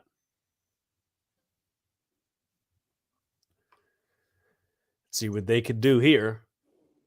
Oh, Jesus, fuck. Oh, and he hits Jesus, him. Fuck. So the Yankees will get a run in, and Rizzo's arm is hurt. Don't start with the fucking injuries now. That's not intentional because his control has been inconsistent, but fuck, I don't like him being hit on the hand. Hit on I think it was the right arm he was hit on. Looked like his wrist or his hand. So it looks like he's going to walk it off, take first base, as the Yankees have captured half of the lead that Houston had, and now it's only a 2-run game. Looks like a sinker. Goes way up high. Looks like hit him in the right wrist as he was holding his arm sleeve. Afram says that he will take the run, and so will I. I will, but I just hope he's not seriously hurt. Scrub Zero says this is how we get runs, adding injury to insult. And it looks like Framber Valdez is coming out. Yep, so they're going to make sure there's no substances or nothing, and they will go to the bullpen for Seth Martinez. So he will look to face Anthony Volpe. All right, time to get runs. Time to get more runs. Folks, if you haven't already, hit the like button, subscribe to all the good stuff, share out. Almost at 2,000. Just need your help to it. Come on, folks. And if you're on Twitter, please comment. I know there's a comment section on Twitter.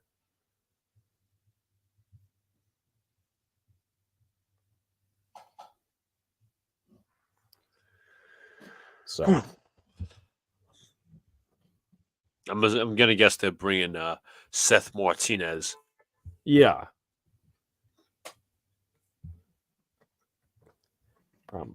Probably Seth Martinez. Hopefully not the Hammett bone or Hamadi bone. I really don't know how to pronounce it, but still. Am I crazy to say Cortez better outing? What, like over the last inning and a half? Oh, what? Wait. Cortez better than Framber? I think they've just been inept on separate levels. Yeah. Like, Cortez hasn't walked too many guys, but he's given up the hits and the runs. And Valdez has just been inconsistent. Like, his control has been not so good. So, I don't think, it's like comparing dog shit to cat shit. It still smells. So, Volpe's up against Martinez. A little bit of a sidearm delivery just outside. Martinez on the season last year, 2-3 with a 5.23 ERA, 265 opposing average with 45 strikeouts in 43 innings. Jack Rizzo is still in the game. The pitch down just beneath the zone, 2-0. Volpe has walked today, so he's been on the base pass before, and he also singled.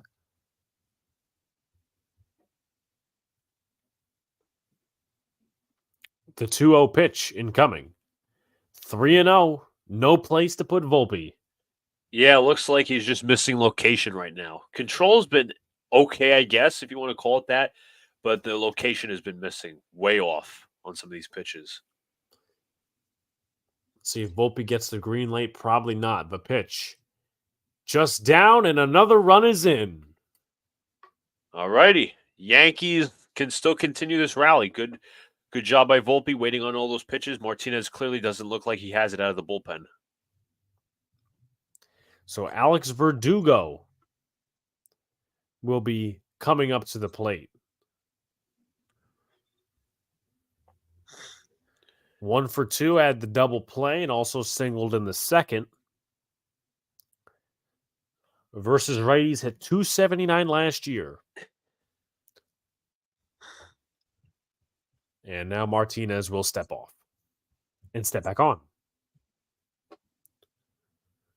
The Yankees are within a run to tie it. The pitch inside. Count is 1-0.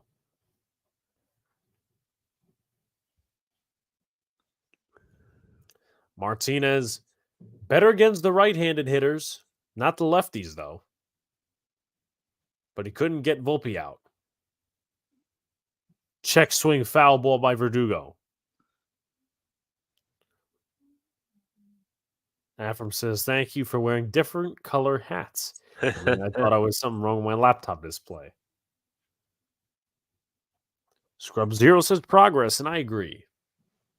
Count is 1-1 to 2-1.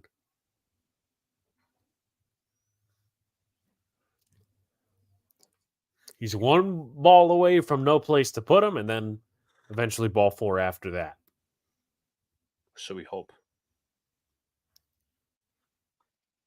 Setting up inside the pitch, Verdugo, no place to put him. Yeah, he just does not have the location. Everything's been away. Lots of movement, but moving away from the strike zone instead of in. This is what Jacob was talking about, the Yankees taking pitches and they're just being disciplined at the plate. It's all about production at the end of the day and the results. The pitch. Verdugo grounds it right to first. Abreu has it. But the Yankees spot up 3. And we will go to the bottom of the 5th.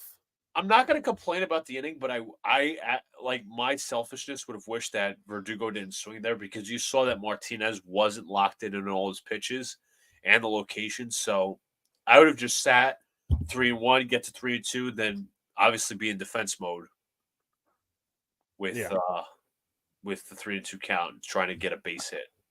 All right. Let's see if we can pull up the Immaculate. Yes. Finish that up. So Tony Kemp, I saw there was a couple of different guesses. I said Omar Vizquel. Omar Vizquel is one. I'm going to see if Nate Shearholtz is one that maybe we could use. So Nate Shearholtz is one we could use for 300. Okay. Didn't even know he had 300. Yep. All right. So we got some other ones here. A's played shortstop minimum 1 game. Eric Sogard, again, as we mentioned, you said Bobby Crosby. Trying to think of like other infielders that have played for the A's over the years. Do you want to do Sogard? Yeah. All right, let's do Eric Sogard. Mitch Haniger is one that's been thrown in there. All right. Mitch Haniger. Tony Kemp is another. I think we could do one for the Tigers and the A's. I think he played for both. Okay, so He didn't play for the A's, but he played for the Detroit. But we do have the game to get back to, as Luca will take the call on this half of the inning. Alrighty, Nestor Cortez is dealing to Yordan Alvarez. The first pitch is lined. That is nice glove play by Rizzo. He fields and he got him. Nice play on both ends from Rizzo to Cortez. Cortez slides to the bag and tags the bag, so it's one gone. Good hustle by Alvarez there. So it's like he was tagging a base runner at second, but Cortez, nice play. He makes a good play every now and then on the field. Yep. I'll be right back. All righty. So coming to the plate now for the Houston Astros is Kyle Tucker, the left-handed hitter, the left-handed outfielder, should I say, batting in right field. The first pitch on the way is outside. Count is 1-0. Walked in the first and scored a run. Tucker, the left-hander, number 30. 1-0 pitch on the way. As this pitch is outside, count is 2-0.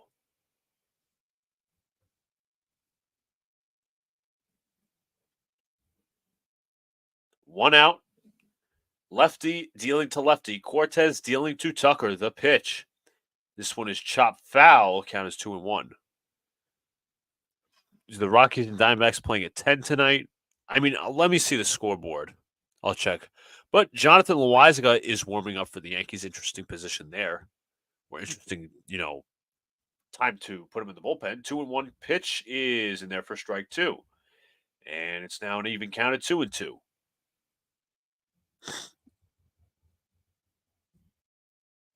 Yeah, they play at 10-10. Jeffrey, 2-2 pitch.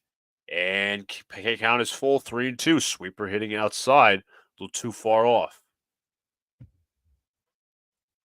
Count is 3-2. One out. Cortez. Winds, kicks, delivers. Swung on and missed. High heater. And that will take Tucker out. And it's 2 outs. So bringing up now for the Houston Astros is 0-2, Alex Bregman. Thought Hamilton would be the first high leverage guy. Sweet 16 tonight as well. Yeah. I thought Hamilton would be in. He's usually good to put in these spots. Or beaters, we've mentioned before, as Bregman fouls that off. Count is 0-1. What's up, Teslock? He says, "Go Astros." Hey, listen, we're welcoming Astros fans, Yankee fans, whoever wants to join us, man. If you haven't already, please hit the like button, subscribe, do all the good stuff. We don't just do Yankees content. Count is 0-1. The pitch outside 1-1, a little slider going away from Bregman. We also do Knicks content. Hopefully, doing next Sunday's game, not Easter Sunday, but the Sunday after that. Knicks Bucks 7 p.m. Also, boys, the Big Apple podcast every Monday. Bregman hits a high fly ball into center field, not very deep. Judge tracking it down, and he makes the catch. That'll end the inning. A 1-2-3 inning for Nestor Cortez. Yankees trying to get back into this game. They already are. They're down 4-3 as we head to the top of the sixth. Trevino, Cabrera, and Torres due up. Luca, how would you feel about signing Bregman? I'd feel fine with it, honestly. I mean, obviously, it depends on how much money he wants, but you're not paying. If you asked who I would rather pay, Bregman or Soto, I would say Soto. Obviously, that's the obvious. But I wouldn't mind signing Bregman. Obviously, you have to see who also is in the third base market next year, not last year. But yeah, the Yankees do need a third baseman, whether it's now, whether it's a year from now. But Nestor Cortez, Alex, did a 1-2-3 inning. What up, Teslock, and what up, Crackle Nuts? And what's up to Disgruntled Taco? Couldn't find a single game on TV. How do you know? That's strange. If you have MLB Extra Innings, you should, if you have that one, if you have those select channels, the games are usually free throughout the first week. Crackle, this is what do you think of Mitch Beeback? He made his impact yesterday, man. I mean, he only played 12 minutes. He did his role, but you felt the impact. So I'm excited for him to be back. Again, only 12 minutes. Obviously, his minutes will go up from there, but all looking up. Hopefully, OG and Randall are back. I would like to see some sort of progressive word on Randall. And same thing with OG. I know OG was shooting around, but that's all we've been hearing. And also to mention real quick about what's his name? JD Daniels, how they're talking about bursitis. That was Yeah. the bursitis is treatable. That's not No, something permanent. no, I know. By the way, folks, just want to mention that when you're going to a ball game, concert, or you need parking passes for a certain event, SeatGeek has you covered. $20 off your order with the promo code Big Lou in the Bronx. And here's Jose Trevino in there for strike. He's facing Rafael Montero, former Met prospect, if you guys remember that. And then he was going to the Astros a few years later. Yeah, he's been a very good middle reliever for them. Bregman will be the best third baseman on the market after this season. Right, Armand. The Yankees will probably be nowhere near that market. And I would assume that if Brett Beatty doesn't work out, the Mets will be there. Yep. Interesting pitch, to say the least. Count is 2-1. Yeah, this strike zone not been consistent. It was consistent through the first few innings, then he just got wider, and now it's gone tight. Pitch is hit in the air to right. This one is caught by Kyle Tucker, one away. Obviously, they're mentioning the Yankee injury report. Right elbow inflammation for Cole, placed on the 60-day IL, and a right foot contusion for LeMahieu, placed on the 15-day. It feels like he's been dealing with that injury for a while, LeMahieu, because he fouled the ball off his foot. Yeah. I'm not saying like since spring training. I'm talking about like a year. Yeah. Umpires in midseason form, says disgruntled. I agree. Here's Waldo. Pitches in there for strike. We're still trying to find out where Waldo is. Pat Leonard said Jane Daniels weighed in at 210. And needs to gain some weight. Pitches in the dirt.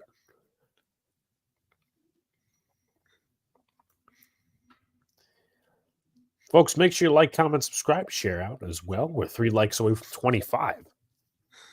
As we thank you for joining us on this opening day. High fly ball. Foul behind the seats.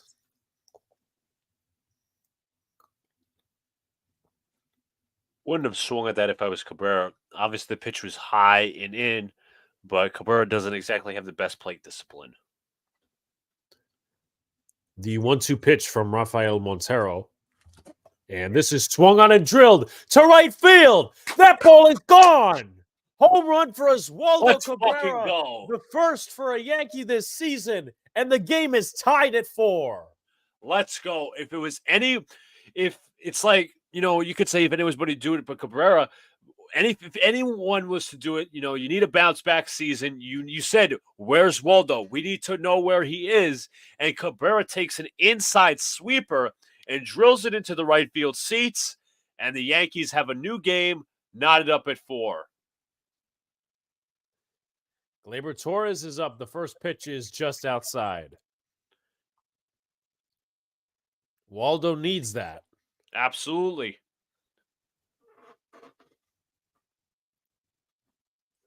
New game. You're right, Scrubs. Pitch is in there for a strike.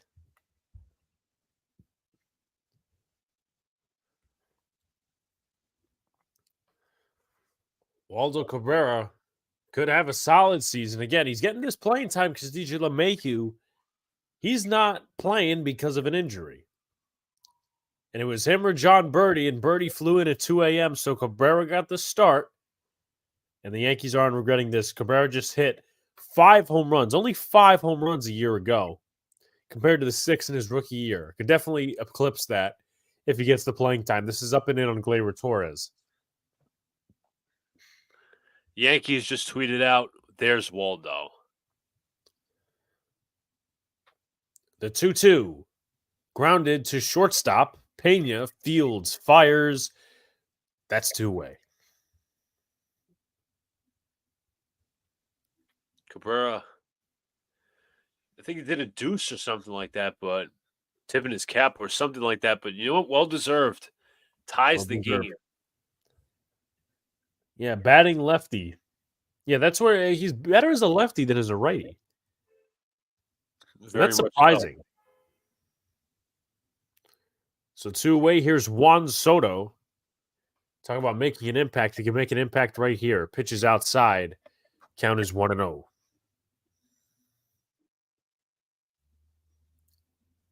Glaber chatting it up with Judge on deck.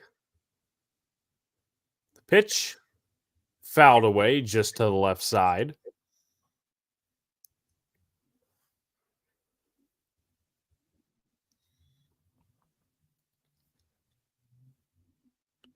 Come on, Soto.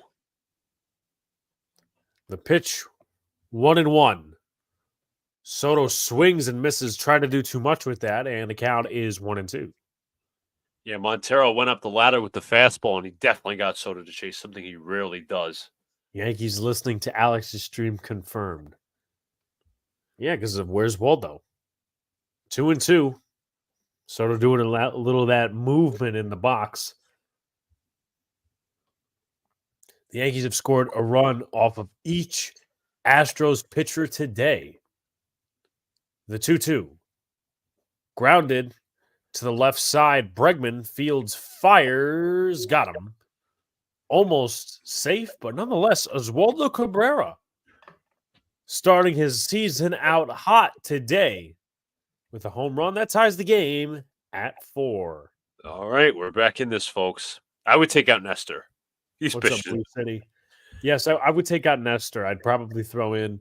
This is we're in the 6th, right? Mm-hmm. Yeah, I would throw in Nick Birdie now. Birdie 1 inning, and then you throw in, Loizaga, or you throw in somebody else not named Clay Holmes. Throw one of those guys in, and you're cooking. But this game is coming down to the wire. Yes, it is. But while it comes down to the wire, we could stop sharing our screen on MLB, and we could go to the Immaculate Grid, which I know that's a lot of people call it out of style, but we're still doing it. So, okay, did Ray Durham ever play for Seattle? He played for the White Sox. I don't know about Seattle. Jacob says Gianni Loizaga was warming up. Yes, he was. I would depend on him in a later inning, but I mean that's not too bad. Let me look up the one player.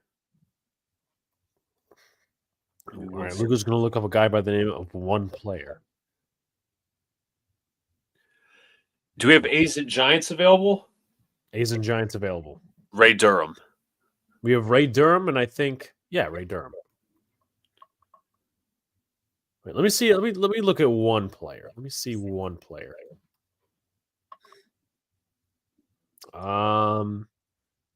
Yeah, okay. So he's gonna stay, Ray Durham.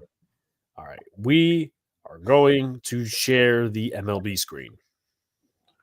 All right, we are back. Again, very simple, not complex question of what that Yankee was. I think everybody and their fifth cousin knew was Randy Johnson. But good try, yes. Good try. Johnny Loizaga is taking the mound for the Yankees' first appearance of the season. Deals to Abreu. This pitch is inside, count 1-0. I'll get the stats on him in just a second. Loizaga been a bit shaky over the last few years due to injury and consistency problems. Pitch. Chopped to short. Fielding is Volpe. Comes quick. Fires a little high, but he gets him. Rizzo with the height and the glove. One gone. Loizaga 0-2 last year. 3.06 ERA. 2.19 opposing average. 17.2 innings pitched. 17 games. 1 walk, 2 homers, 6 strikeouts, 0.85 whip. And then the year before didn't do so great either. His last good year was really 21, but 22, 2-3, 4.13 ERA, 2.34 opposing average with 37 strikeouts. Pitches in the inside corner, call strike to Chas McCormick. Count is 0-1. Yeah, again, the strike zone has been very, very inconsistent for Mr. James Hoy today as the game has gone on. 0-1. McCormick takes inside.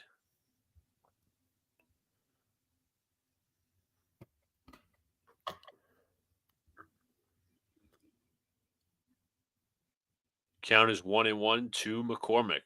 From Johnny Lowe, the pitch. Outside 2-1.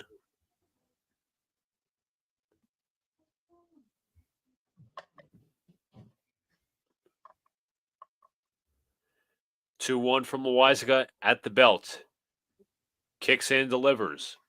And this is chopped foul as McCormick chases on an inside pitch. 2-2 is the count. Off a sinker. No, Loizaga was actually debuted in 2018, June of 2018.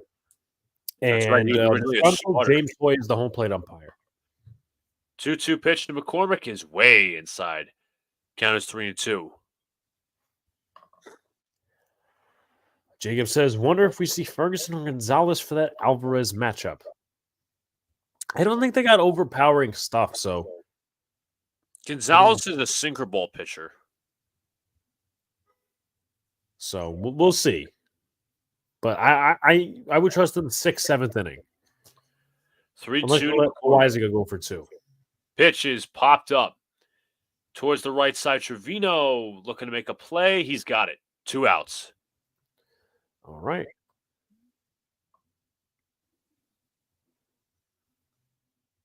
Almost went out of his glove, but good job by Trevino to corral it.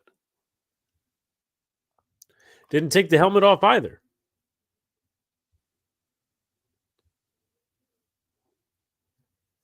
So it'll be 2 away. Here is Yanyer Diaz, 1 for 2 today, with 2 outs here in the bottom of the 6th. Pitch. Lined into center field. This is a base hit. It will drop down right at center. Soto picks it up. He will fire it in, but it's a base hit for Diaz as Jeremy Pena will come up to bat with 2 outs. Yeah, Pena on the day, 1 for 2. Jacob Myers is on deck with Pena coming up. Could use a little bit of a spark. The Astros also gave up 4 runs in the matter of 2 innings, so they'll need to get those runs back. Here is Pena. First pitch is downstairs. Count is 1-0.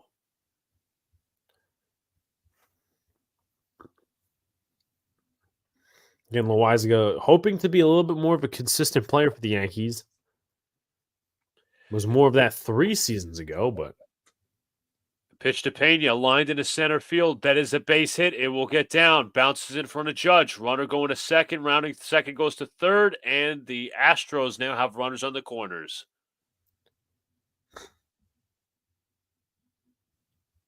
This doesn't smell good, but it's 2 outs, so you have a little bit of patience.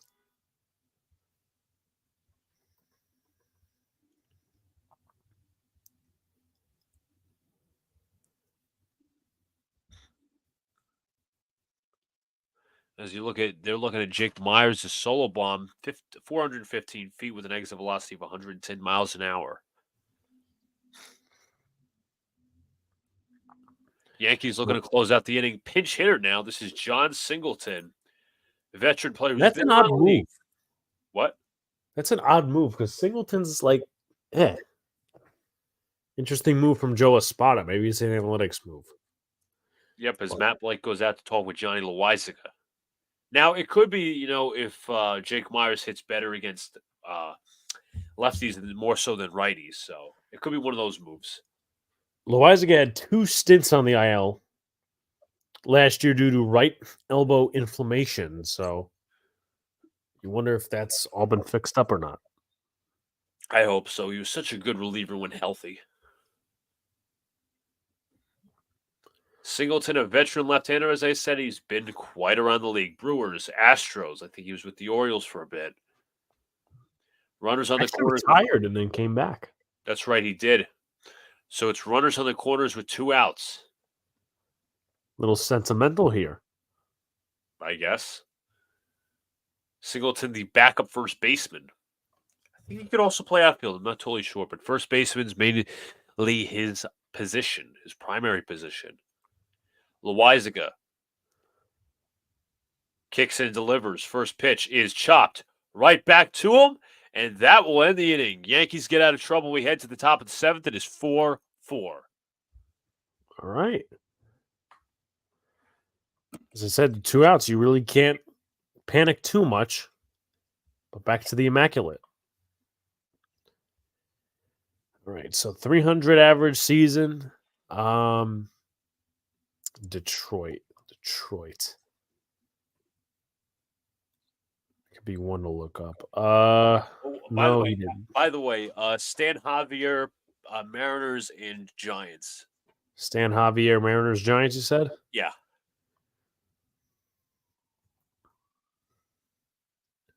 0.5%. Tigers, Mariners. I Tigers. might have one for that. Might. Was Kenny Rogers an A? He might have been.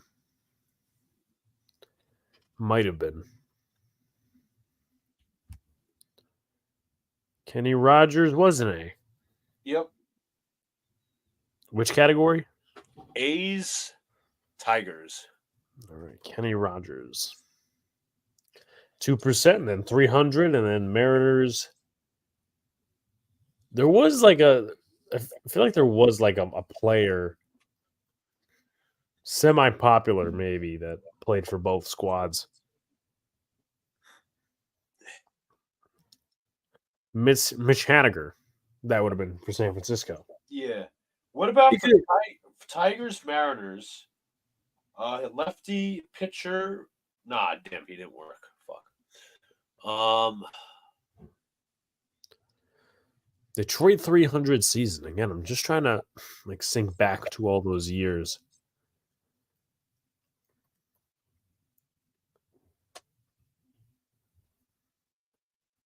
Let's see if this guy played for the Mariners. No, he didn't. Shit. But while you do that, we can go back to the game. We're at the top of the 7th already. Almost 2 hours in. So all the people will be grand about this. But this will bring on the 4th pitcher, Ryan Presley. Faces Aaron Judge, and he fouled this one away. Veteran closer for the Houston Astros obviously has been there since their prime of their success. Always reliable. If I'm not mistaken, he had a stint in Minnesota. He did. That was very early on in his career. Pitch in there for a strike to count as 0-2 to Aaron Judge.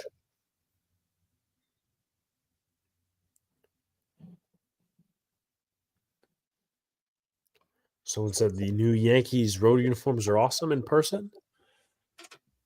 The pitch fouled away. It's gonna get used to without the white lining, should I say? True.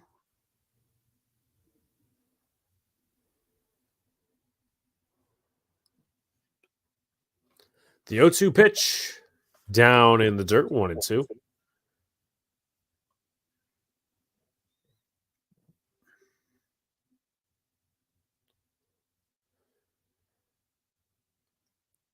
The 1-2 pitch incoming. This one is lined to left field. That's going to get into the corner. Judge will race to second. It is a leadoff double for Aaron Judge. That's how we started. With Giancarlo Stanton up next. You talk about a hanging breaking ball right over the plate. Judge smacks it down the left field line. It stays just fair as it hits just inside the line. And Judge is going to earn himself his first hit of the day. And now he's in prime position with Giancarlo Stanton coming up 1 for 3. I thought they'd be shifting a little bit more left for Judge, but nonetheless. Here's Giancarlo Stanton, who hasn't had the best day and grounds this one to third. Alex Bregman fields, fires, got him. Fucking banana. If you're at least going to ground the ball, hit it to the right side so Judge can move to third. Wait on it. Would you Stan looked like he was trying to pull it. What did you call him? I called him a fucking banana.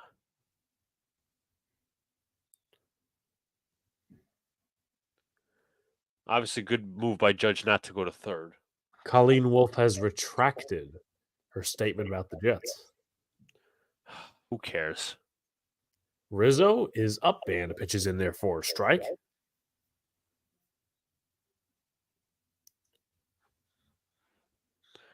Come on, Rizzo. Get your first hit of the day. Prime position. 0 for 1 today. Also had the walk. And also was hit by a pitch. Pitch is grounded. Base hit to left field. Will Judge be sent? That's the question. They're going to help. Throw is cut off, and Judge will stay at third. But the Yankees Runners on the corners with one out. Good piece hitting by Rizzo, taking that pitch inside outing it to left field. You obviously get the gap between the shortstop and the third baseman, finding some green as Judge now is at third, Rizzo at first with runners in scoring position, or a runner in scoring position with man on the corners.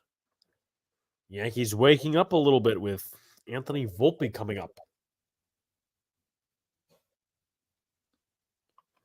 Volpe again, dangerous and potentially dangerous in these type of situations. And now he fakes the bunt in there for a strike. Though I don't know that Judge would be running in that situation.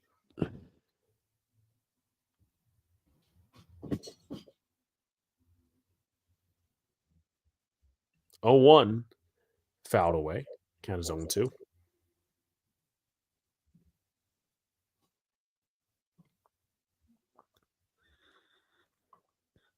Come on now. Again, 2 runners on, 1 out, 0-2 count for Volpe.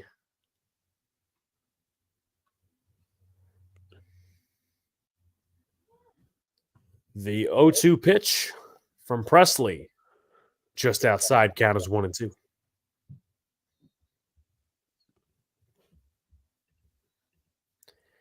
Just a tad outside. A little bit more on the white, if anything.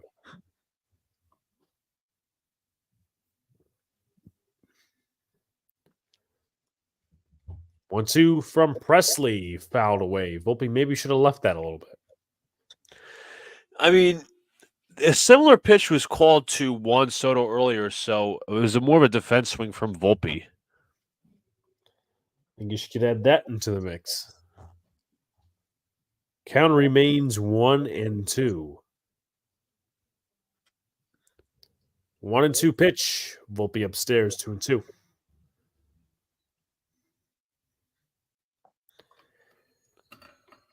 It is worth noting that Volpe actually is better late in the games because he hit 238 off relievers last year and 187 off starters. Shit. And the count is now full. All righty. Volpe now in defense mode officially. 3-2 count, missing away with the off speed. Ahead in the count, 250 last season, Anthony Volpe.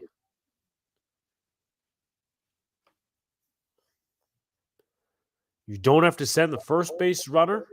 Probably shouldn't. 3-2. Volpe grounds this foul and keeps it alive.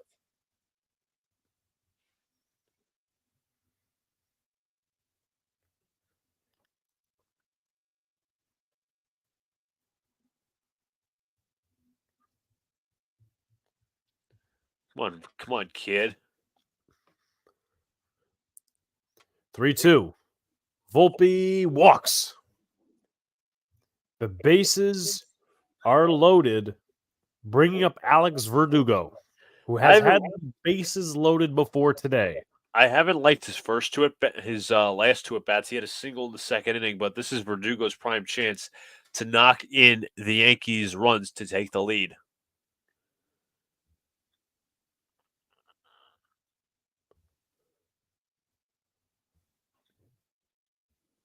So Volpe putting on the little hand warmer, even though it's not a hand warmer. It's usually for running the bases. And for sliding head first. The first pitch is in there outside a little bit for a strike to Alex Verdugo.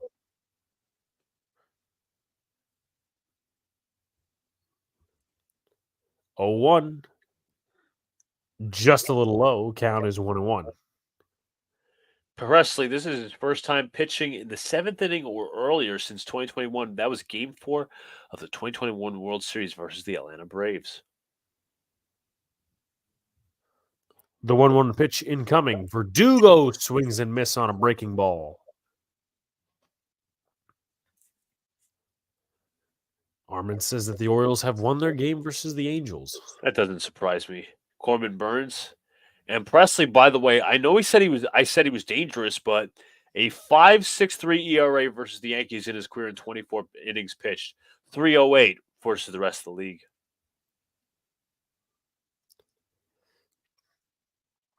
The 1-2. Just high outside. 2-2.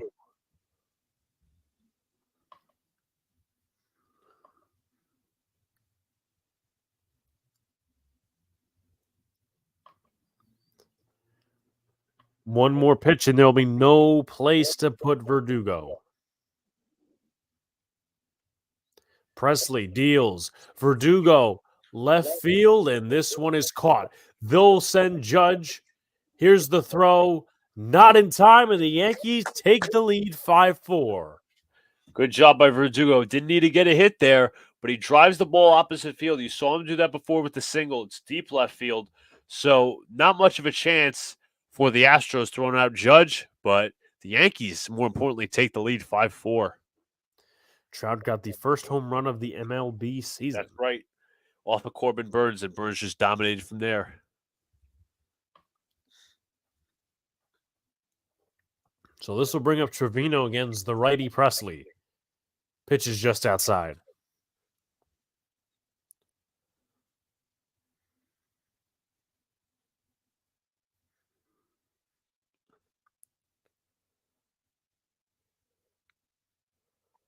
"1-0. Outside, but a strike to Trevino. I don't like that call.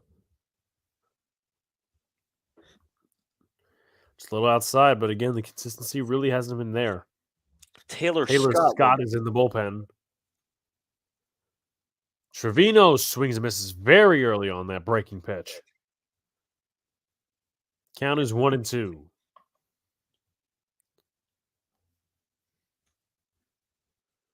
They're having a little bit of fun in the dugout as the Yankees currently possess the lead.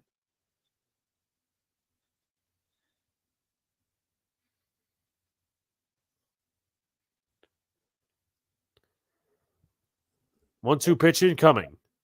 In the dirt, 2-2.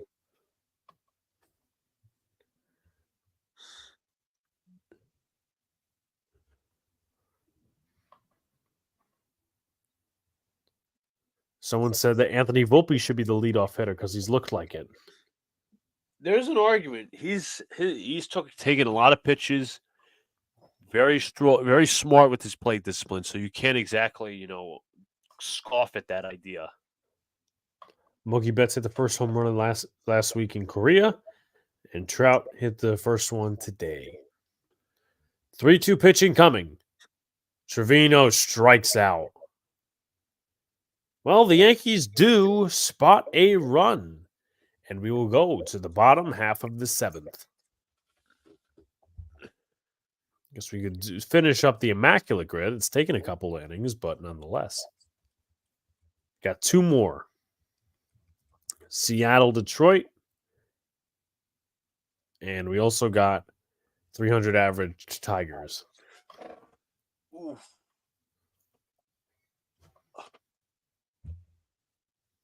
So. Did Austin Jackson play for the Mariners? He might have. I got one or do I? Yeah. 300 average season, Ryan Rayburn. Jeez. All right, and then we have one more.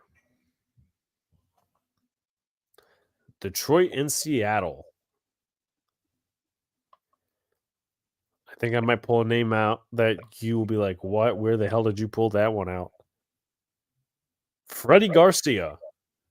Didn't even know he was a Tiger. Yep. Freddie Garcia. Rarity score is 10. So pretty good. Pretty good. Luca, read us the scores around the league if you'd like. Yeah, absolutely. So we're going to go through our live scores, then we'll go to some scores earlier in the day. But just reading some scores as game day is being weird. Let me just restart this page real quick. I apologize.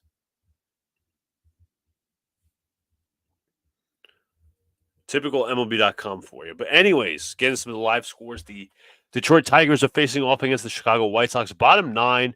White Sox are down 1-0. Bottom of the 8th, the Royals are down 2-1 against the Minnesota Twins. The Cincinnati Reds are up on the Nationals 7-2 after Nick Martinez hit 2 home runs for the Reds. 7-1 Dodgers over the Cardinals in the top of the 8th. Top 8, Toronto and Tampa, 8-2 Toronto. Bottom of the 7th between the Padres and the San Francisco Giants. 2 men on for the Padres with nobody out, so they can score. Marlins up 5-4 over the Pittsburgh Pirates with 1 runner on at the top of the 7th. Atlanta, Philadelphia was postponed with the Mets game as well, but the final score for the Angels and the Orioles, 11-3 with Corbin Burnes pitching to 11 strikeouts. But anyways, we're back at it as Astro fans are up as we're in the bottom of the 7th as Johnny Loáisiga is still pitching for the New York Yankees in his second inning of work. Got himself into some trouble last inning, but this inning hopes to be better. Yeah, he was able to recover too. As you see Orbit, the Astros mascot, out here serving, looks like ping pong balls or something. Everybody's wearing the cowboy hats, even Yankee fans. Would you wear one, Luca? I look pretty weird in one. I'm not gonna lie. But anyways, Jose Altuve has not had the best of days. A pop out and 2 strikeouts. He'll face Johnny Loáisiga. 0 for 3 today. Loáisiga deals from the belt, winds, kicks, and delivers. Pitch is in there for a called strike count. Is 0-1. Signed to a 5-year extension this offseason with the Houston Astros, so pretty safe to say he's an Astro for life. Count is 0-1 to Altuve. The pitch on the way. And this is chopped third base side foul. Count is 0-2. $25 million a year for Jose Altuve. Very well worth it, let me add. Again, still one of these best second basemen in all of MLB. 0-2 pitch from Johnny Lowe. The pitch swung on in line and nearly backhanded by Torres, but it's going to drop into right center field, should I say, for a base hit. It was a hot shot right to Torres. Would have been a tough one to handle, but the Astros have a runner on first. You know, Kerm has a point. You wore the princess outfit, so you know the cowboy outfit would probably not be all that weird. When you're right, Kerm. I'll just say that. Here's your Don Alvarez against Loáisiga. Pitch in there for a called strike count is 0-1. Warming up the bullpen is Ian Hamilton. Okay. I could see that as like an 8th inning guy. I mean, we're in the 7th right now, but all right. Let everyone place your bets right now. Does Aaron Boone take out Loáisiga with 2 outs? Well, that's right. He loves doing that. Alvarez with a single in the first, 1 for 3 today with a 1-1 count. Again, folks, place your bets. Does Loáisiga come out with 2 outs? And Alvarez pops this one in the air, left field, not too deep. Verdugo is there. He'll make the catch for the first out. All right, Disgruntled already says yes.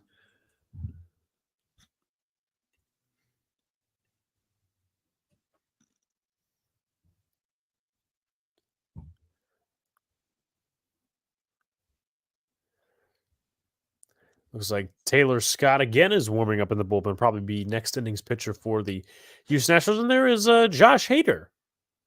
Yep. Big left-hander. Yep, forgot he signed with them. And Loáisiga being told by plate umpire James Hoyt to lock eyes with Tucker. Yeah. Kerm says it is guaranteed that he will be taking out Loáisiga with 2 outs. Pitch from Loáisiga, and it is low. Count is 1-0 to Tucker.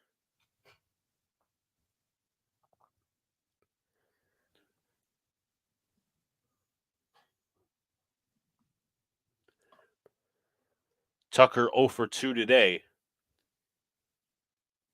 Pitch 1-0. Tucker lines this one into left center field, giving chase to Verdugo, and he makes a running catch. 2 gone. That would have been extra bases, but Verdugo with the running catch. And Judge dabbing him up. Good play by Verdugo and left. Nice play, flashing the glove a little bit.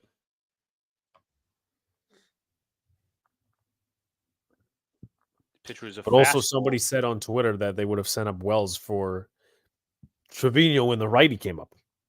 It's fair. Wells obviously is a left-hander, doing better against righties. But coming up to the plate is Alex Bregman. 2 outs, 1 on. The pitch is popped up right side. This will be foul. Loizaga getting into a groove a little bit, but as of right now, my bet is not standing unless Bregman gets a base hit here or gets on. And Brad, you are 100% right. Count is 0-1. The pitch to Bregman and delivers line. That is a base hit into right field. Soto will take it. Throws to his cutoff man, actually right into third base. But 2 on, 2 outs. And Alex, the question begs, is he going to take out Jonathan Loizaga? Seems like, to be fair, he's starting to get hit around a bit. So far, 45 votes on that poll, but we could get to 30 likes if we got 45 votes. And let's see. Rizzo talking it over with Alex Bregman.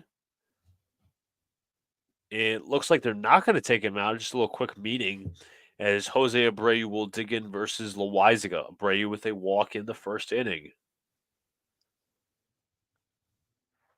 Loizaga from the belt. He winds, he kicks, he delivers. This pitch is on the inside corner, strike one. Outside corner, should I say.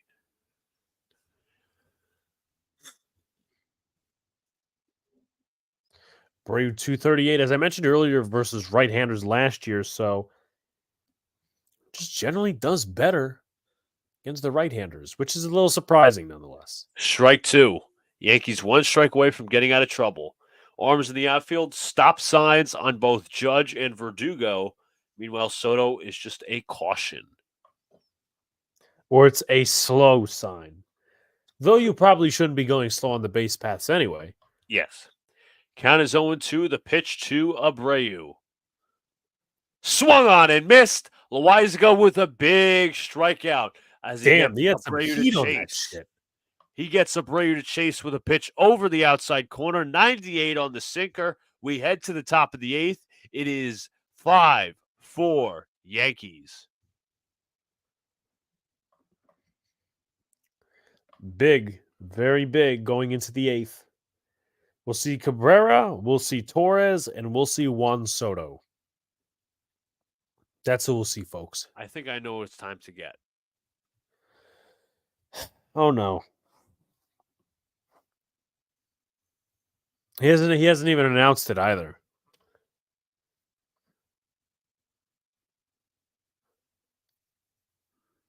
All right, he's coming back with something, folks. But hit the like button if you haven't already. Comment, subscribe, do all the good stuff. Share out. Turn on post notifications so you know when a live stream pops or a video drops. We're inching closer to 1,000 subscribers. 2,000 subscribers. So would appreciate a couple of share outs. All of the good stuff, as we'll have Yankee content all season long.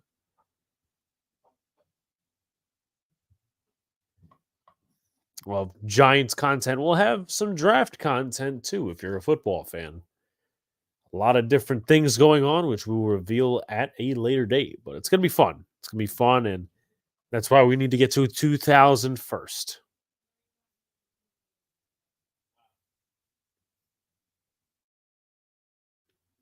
But going into the top of the 8th inning, and we did see Taylor Scott warm up. So you wonder if he comes into the game in this situation for the Houston Astros, which very well could be.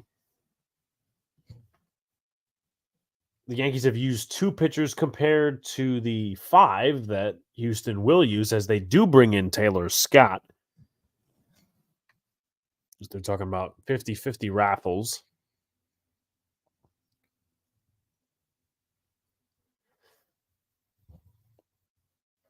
And guaranteed jackpots, $50,000.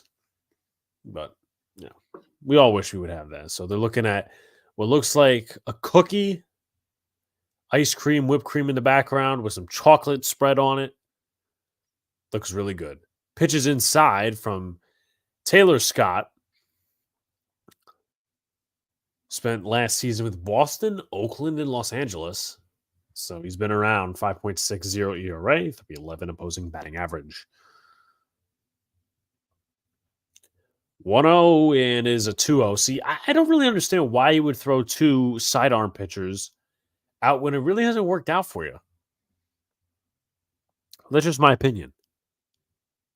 Pitch to Cabrera. Good plate discipline. He gets to 3-0.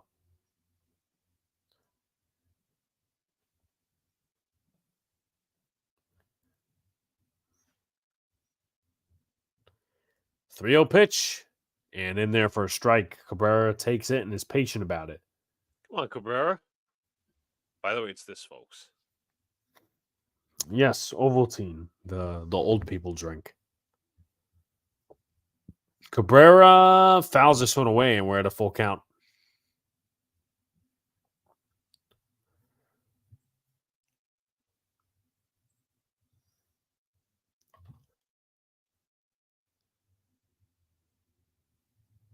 Three-two from Taylor Scott. The pitch. Ground ball to shortstop. Pena bobbles it a little bit, fires, and he got him. One away. Despite Alex's comments, still tastes good as usual. When it really doesn't. As Gleyber Torres 0 for 3 today. A little bit of a tough start for Gleyber Torres. Pitch from Scott. Swing and miss. Ugly pitch to swing at. If you're Gleyber Torres, the count is 0-1. Yeah, you're right. You're right, Jacob. Oh, God, not the Ovaltine.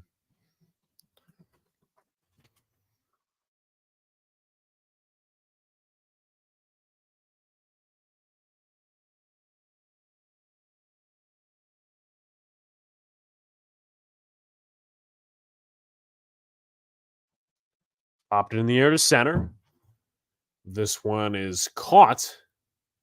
It'll be 2 away.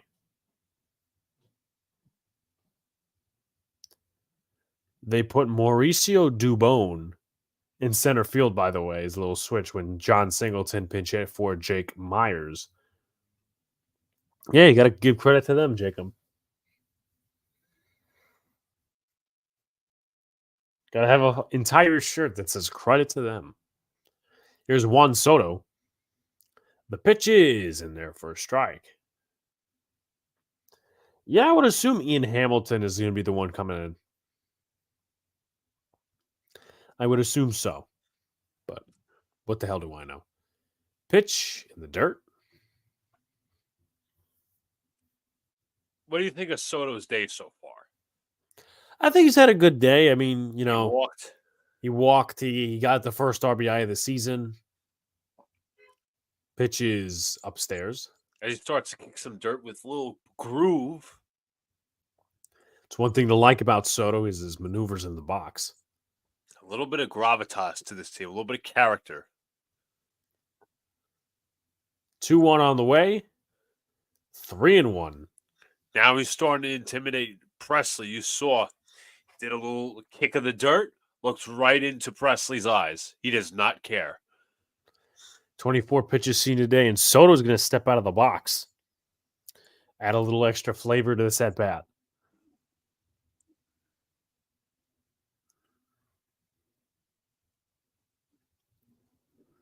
Pitch.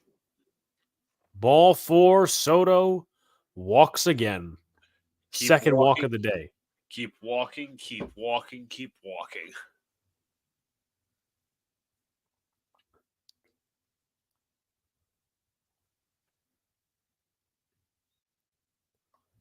So Aaron Judge is up at the plate. Sorry, not Presley. Presley's Scott at 14 pitches. Got 2 outs thus far. Pitches in there for a strike.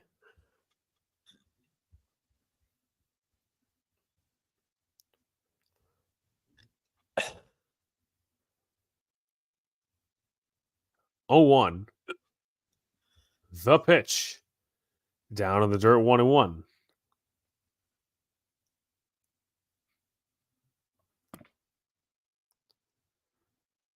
It looks like he's getting the signs from the dugout. The 1-1 pitch to Judge.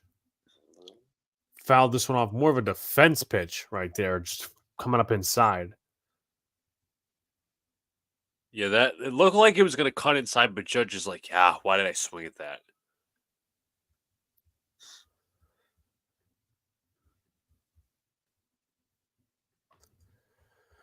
The 1-2 pitch from Taylor Scott incoming. And swing and a miss by Judge as they will go to the bottom of the 8th. The Yankees still up 5-4.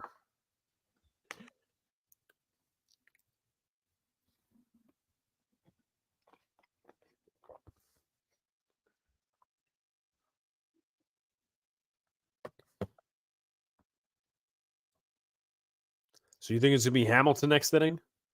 I think so. You want to see what the other scores are for the games that are ongoing? Let's see.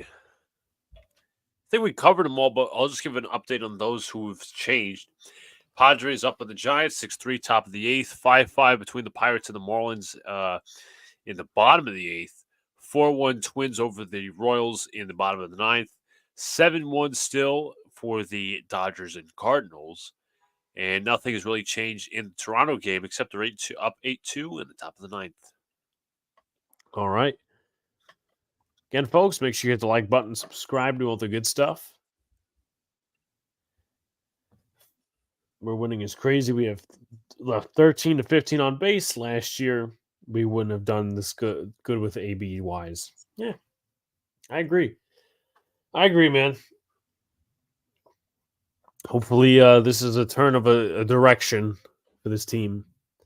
Jacob says wait, no, I already covered that one. But just want to mention, guys, SeatGeek, $20 off if you're going to a concert, if you're going to get parking passes to go to a tailgate, or you're going to a game. SeatGeek has you covered with the Big Blue in the Bronx promo code Big Blue in the Bronx, $20 off on your order.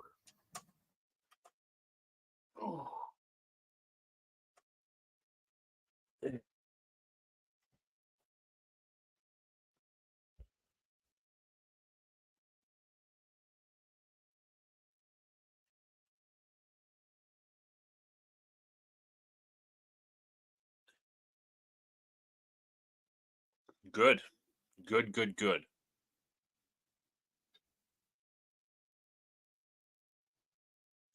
We head to the bottom of the 8th, folks, as Ian Hamilton will come on. 3-2 with a 2.64 ERA, 58 innings last year, 69 strikeouts, 26 walks, 2 home runs, 3 starts last year as well, but he had a 2.15 opposing average.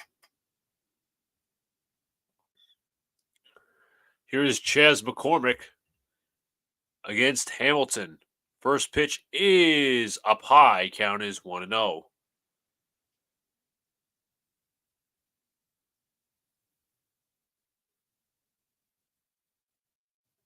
Count is 1-1. Pitch from So is Hamilton. Hamilton is 2-0. Sunil said this is playing out like Rocky versus Drago fight at the end of Rocky 4. He's rushing, he's cut. 2-0. Pitch on the way. Call strike, bottom of the zone. He's only used 3 pitchers today, which is actually pretty good. Hamilton last year, 3-2, 2.64 ERA, 2 saves, 3 games started, 69 strikeouts, spending time previously with the Twins and the White Sox. Did McCormick go around? He did not. First base umpire Rob Drake says no. Count is 3-1. Opposing average of 215 last year. Did overall all right for the Yankees. I think the ERA is a little bit better than the pitcher was. Count is 3-1. The pitch to McCormick. He lines this foul. Shooting line drive. I want to see the exit velocity on that one. Jacob says, Holmes against the top of the order scares the fuck out of me. It does. 3-2 incoming. Oh, I'm sorry, Luca. Did he go around? He did. Wow. One gone. I barely thought he swung. Oh, he did That's go. like, I'll tell you the swing. I think he did go. That's He like did. you see just the knob of the bat heading out. Yep. Just a little too far. I was about to say, I'm like, dude, what do we like? What? I thought he didn't go. Diaz takes outside to Hamilton. Josh Hader up in the pen. Veteran left-hander from the Brewers and Padres. The pitch is way high, 2-0. Dodgers win 7-1.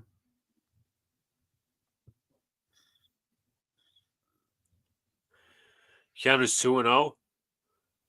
From Hamilton, the pitch, 3-0.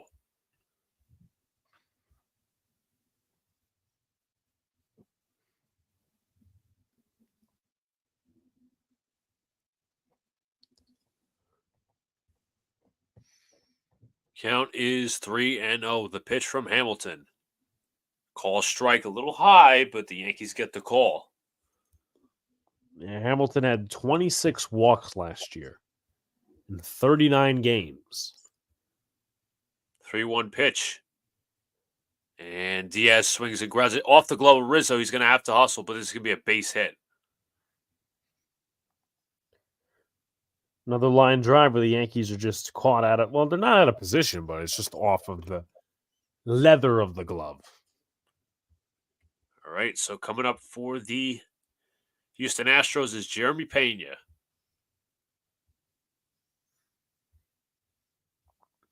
Pena 2 for 3 today, hoping to help knock his guy in. Diaz not necessarily a threat to steal. Pena 2 for 3 with a single and a double to pitch. And that's a call strike. Pena a little unsure about that, but that pitch was a little outside, but the Yankees get the call regardless.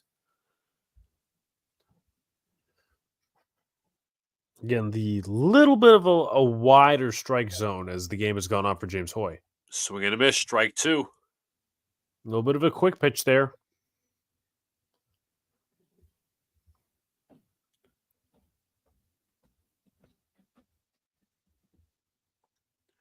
Oh and 2 to Pena.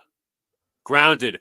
Torres, Volpe on the first. It's a double play, and the Yankees get out of the inning. Awesome. We head to the top of the ninth. It is 5-4 Yankees.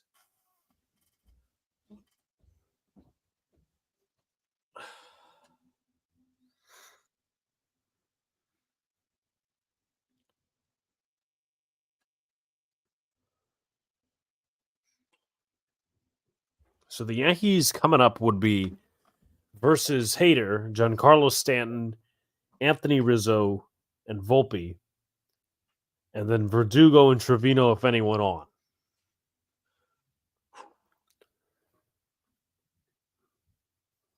All right. Stanton 1 for 4 on the day.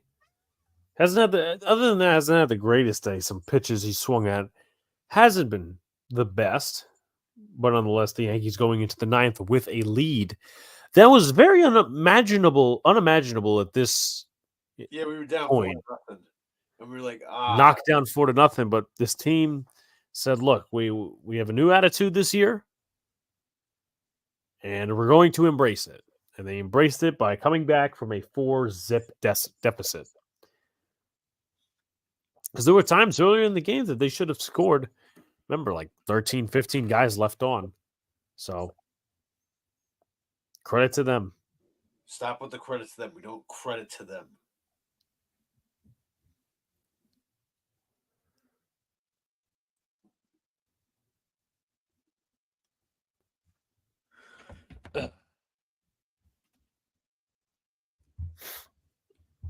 Right, so, it looks like we're going to be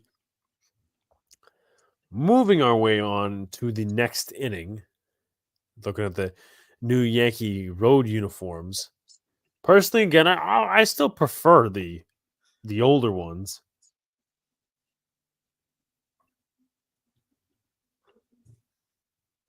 So Doesn't feel like today's Thursday for some reason. Yeah, it kind of doesn't. Yes, Armin says credit to them. Meanwhile, it's kind of self-inflicted, isn't it?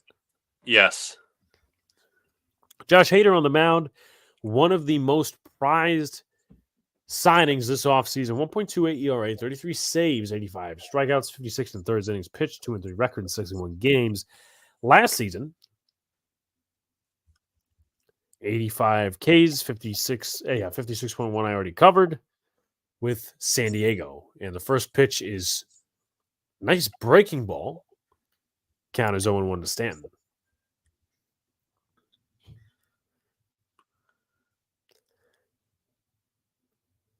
Pitch in there for a strike. Tad inside.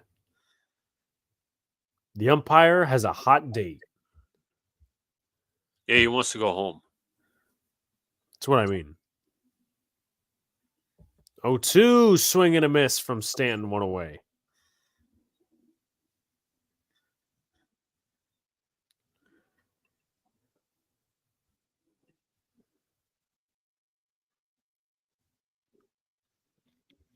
So bring up Anthony Rizzo, who saw Hader in the National League.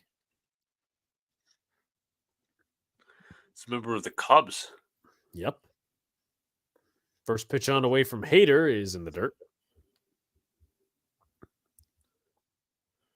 Though I would imagine it's been a little bit of a while since Josh Hader has thrown against the Yankees. Don't really see him that often with him being in the National League, but of course this new schedule has opened things up. Pitches in there for a strike, 1-1.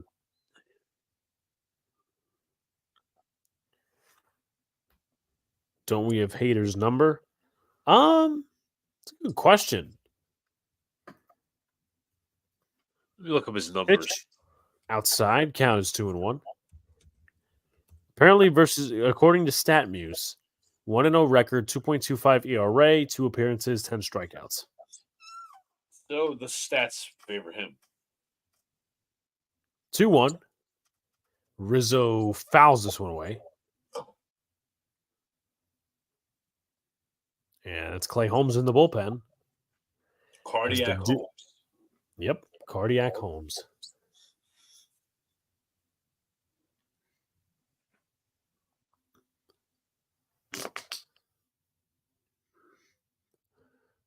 Two from Hader to Rizzo.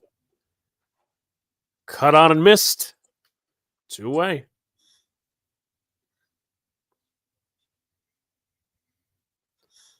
So that will bring up Anthony Volpe for the Yankees. And he's had a good day.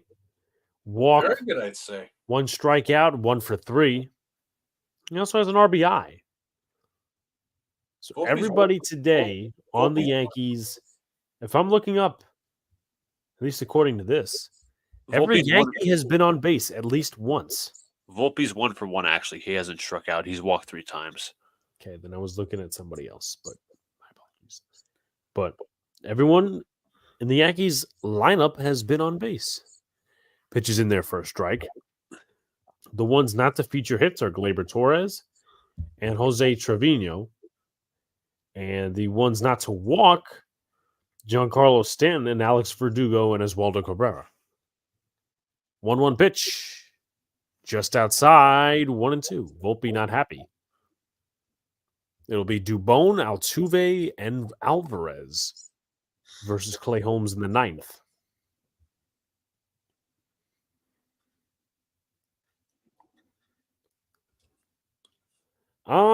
I'd like to see Volpe at leadoff for a couple of games at some point in the season. 2-2 from Hader.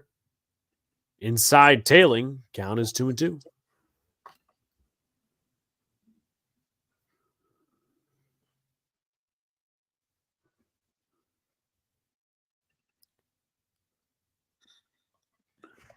Two pitch from Hader. Strike 3. Volpe is pissed off, but it's got the corner of the zone. Clay Holmes coming in to save it for the Yankees in the first game of 2024 in the 9th. Cardiac Holmes, folks. Cardiac Holmes. All right. Why am I not? Who thinks that it's going to be rocky? Who thinks it's going to be smooth? I'm betting the former. So you think it's going to be what? It's going to be a bit bumpy.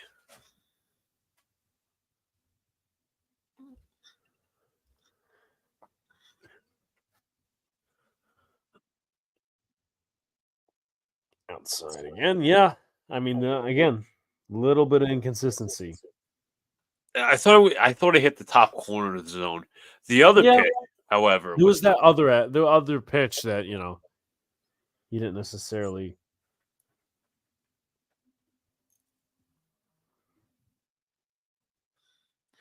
showing a Bigelow tea commercial.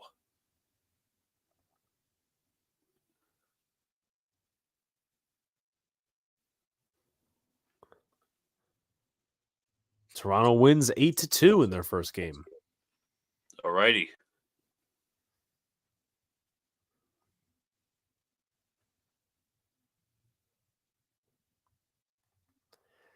But folks, just one more reminder: hit the like button, comment, subscribe, share out, do all of the good stuff as we make our way to 30 likes and also 2,000 subscribers. If you haven't already, check out some of the other content we have on the channel.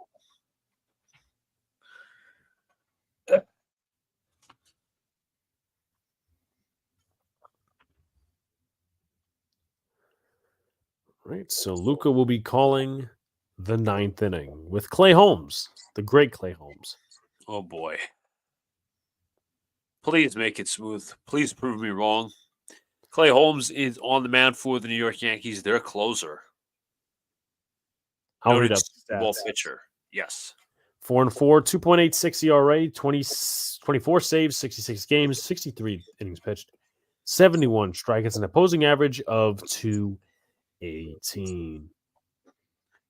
Alrighty, so Blew it is. 3 saves last year compared to the 5 the year prior. Here is Mauricio Dubon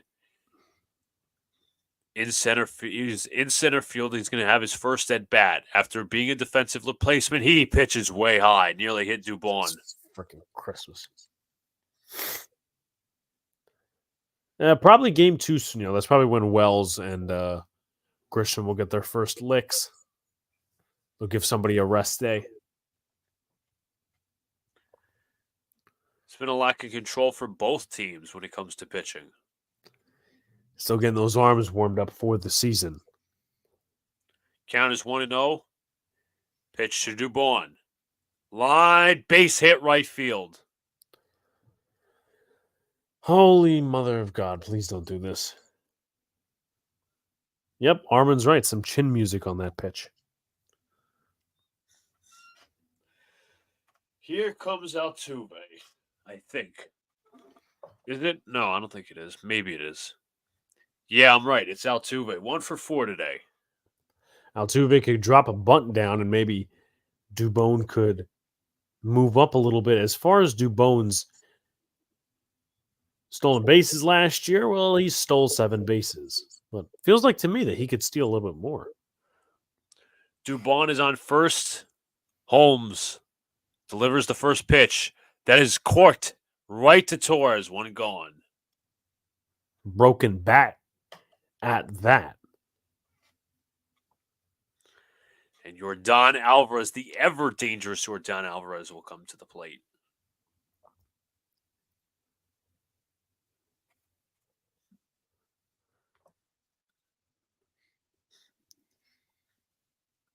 Alvarez is 1 for 4. Reminder for all of the folks just curious. Alvarez versus right-handers, 292 last year. Alvarez grounds it. Diving stop by Torres. Fields. He fires. He throws it offline. Oh, my Lord. It was not an easy play for Torres to make. He bobbled the ball and quickly panicked as he threw to Rizzo, but the throw was a little offline, not too far, but Alvarez will reach first. Which will bring up Kyle Tucker, who's 0 for 3.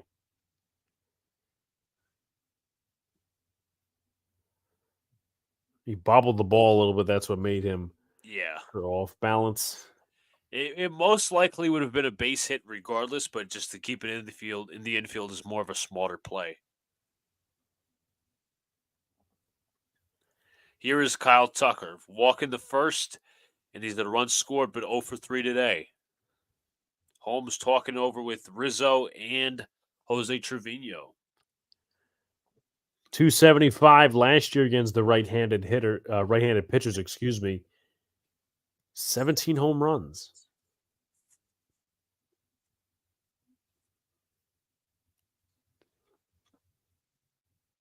And 65 RBIs to be exact. But the higher average came against the lefties.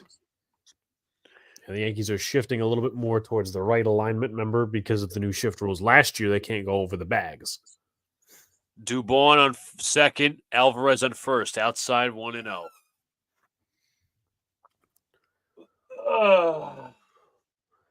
Holmes has to pitch for the double play here. Could not agree more, Kerm. Holmes, the count is 1-0. Pitch on the way. Line, base hit right field. Soto will come up with it. He's going to throw to the plate. Here's the throw. Here's the play. He is out at the plate. Dubon is There we go. Goes the challenge. Nice play. We got to see if the Astros are going to challenge a smart throw from Soto. Didn't have a ton of velocity on it, but right on the money to Trevino.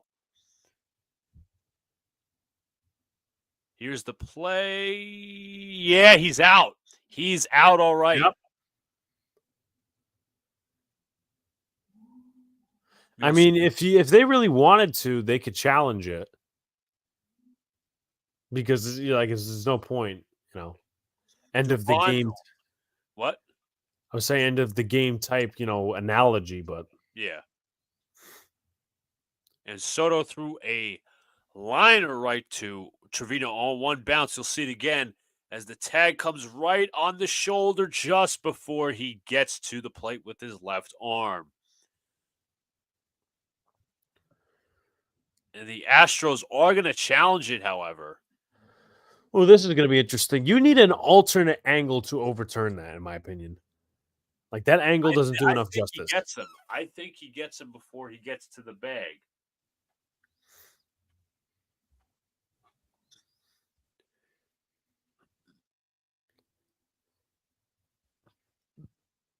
Soto's like, yeah, I got him. Let me know, folks. Is this going to get overturned?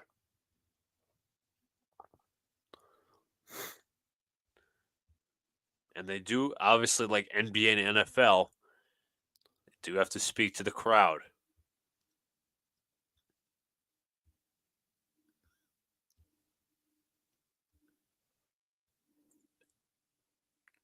Sauce Gardner is now doing fan mail. Fascinating.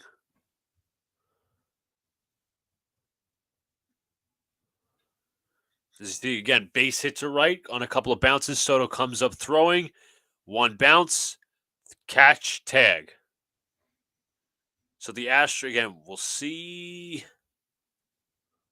If they had a back angle showing Dubon's back, then you could really get the answer. I think he's still out,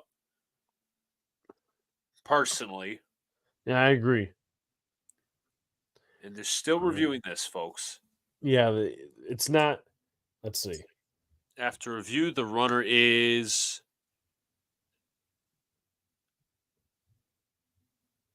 out. There we go. There we go. All right, one more out. One more out, folks. Fucking good play from Soto.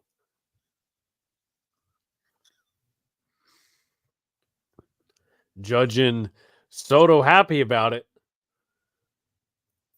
11th how can you not be? 11 outfield assists since last season, tied for 7th most in the MLB. And Soto's not really known for his arm, but just enough on that. Bregman takes downstairs. That was a good throw by Soto. Knocks the runner out at the plate. 2 more likes to 30, folks. 2 more likes to 30. 1-0 from Bregman to Bregman. The pitch grounded a short. Volpe, fielder's choice, and the Yankees win opening day. 5-4 over the Houston Astros. Yankees were down 4 in the early innings. They mounted a comeback in the late innings. A Juan Soto strike to the plate seals it, and the Yankees start 2024 1-0. Yeah, is it a 3-year win streak on opening day? 22, Yes, 23, and 24. Luca, final thoughts. My plus players of the day, or at least my stock going up, Volpe, Soto, Verdugo. If I had to mention 3 players, phenomenal. Volpe had a very good, awesome day getting on the base paths, singles, walks, all that. Soto with the strike to the plate. He had a walk. He had a single, an RBI single. Yankees first run. Verdugo had a big hit, or I should say early in the early innings, but he also had a sacrifice fly to give the Yankees the lead. So kudos. Obviously, a lot to learn from this, a lot to like. But you know what? Yankees take a victory to start out 2024. I don't think you really can complain. Yeah, man, you really can't. The attitude on this team after they were down 4-0 was something to admire, right? Down 4-0, everyone thought, oh, it's the same as last year, but they stuck in. Oswaldo Cabrera with the game-tying shot, and the Yankees later took the lead, and their bullpen did a phenomenal job closing it out. So, again, we're 2 likes away from 30. What's up, the Bill in the building? Scrubs. Afram says love when they beat those cheaters. But we're going to take it out of here, folks. We will probably be next live on Saturday doing the other New York team. But nonetheless, we'll be back for more. Keep up with the content. We're on the way to 2,000 subscribers. I don't know why I always say 1,000, but 2,000 subscribers. Appreciate y'all. Peace out. Let's go, Yankees.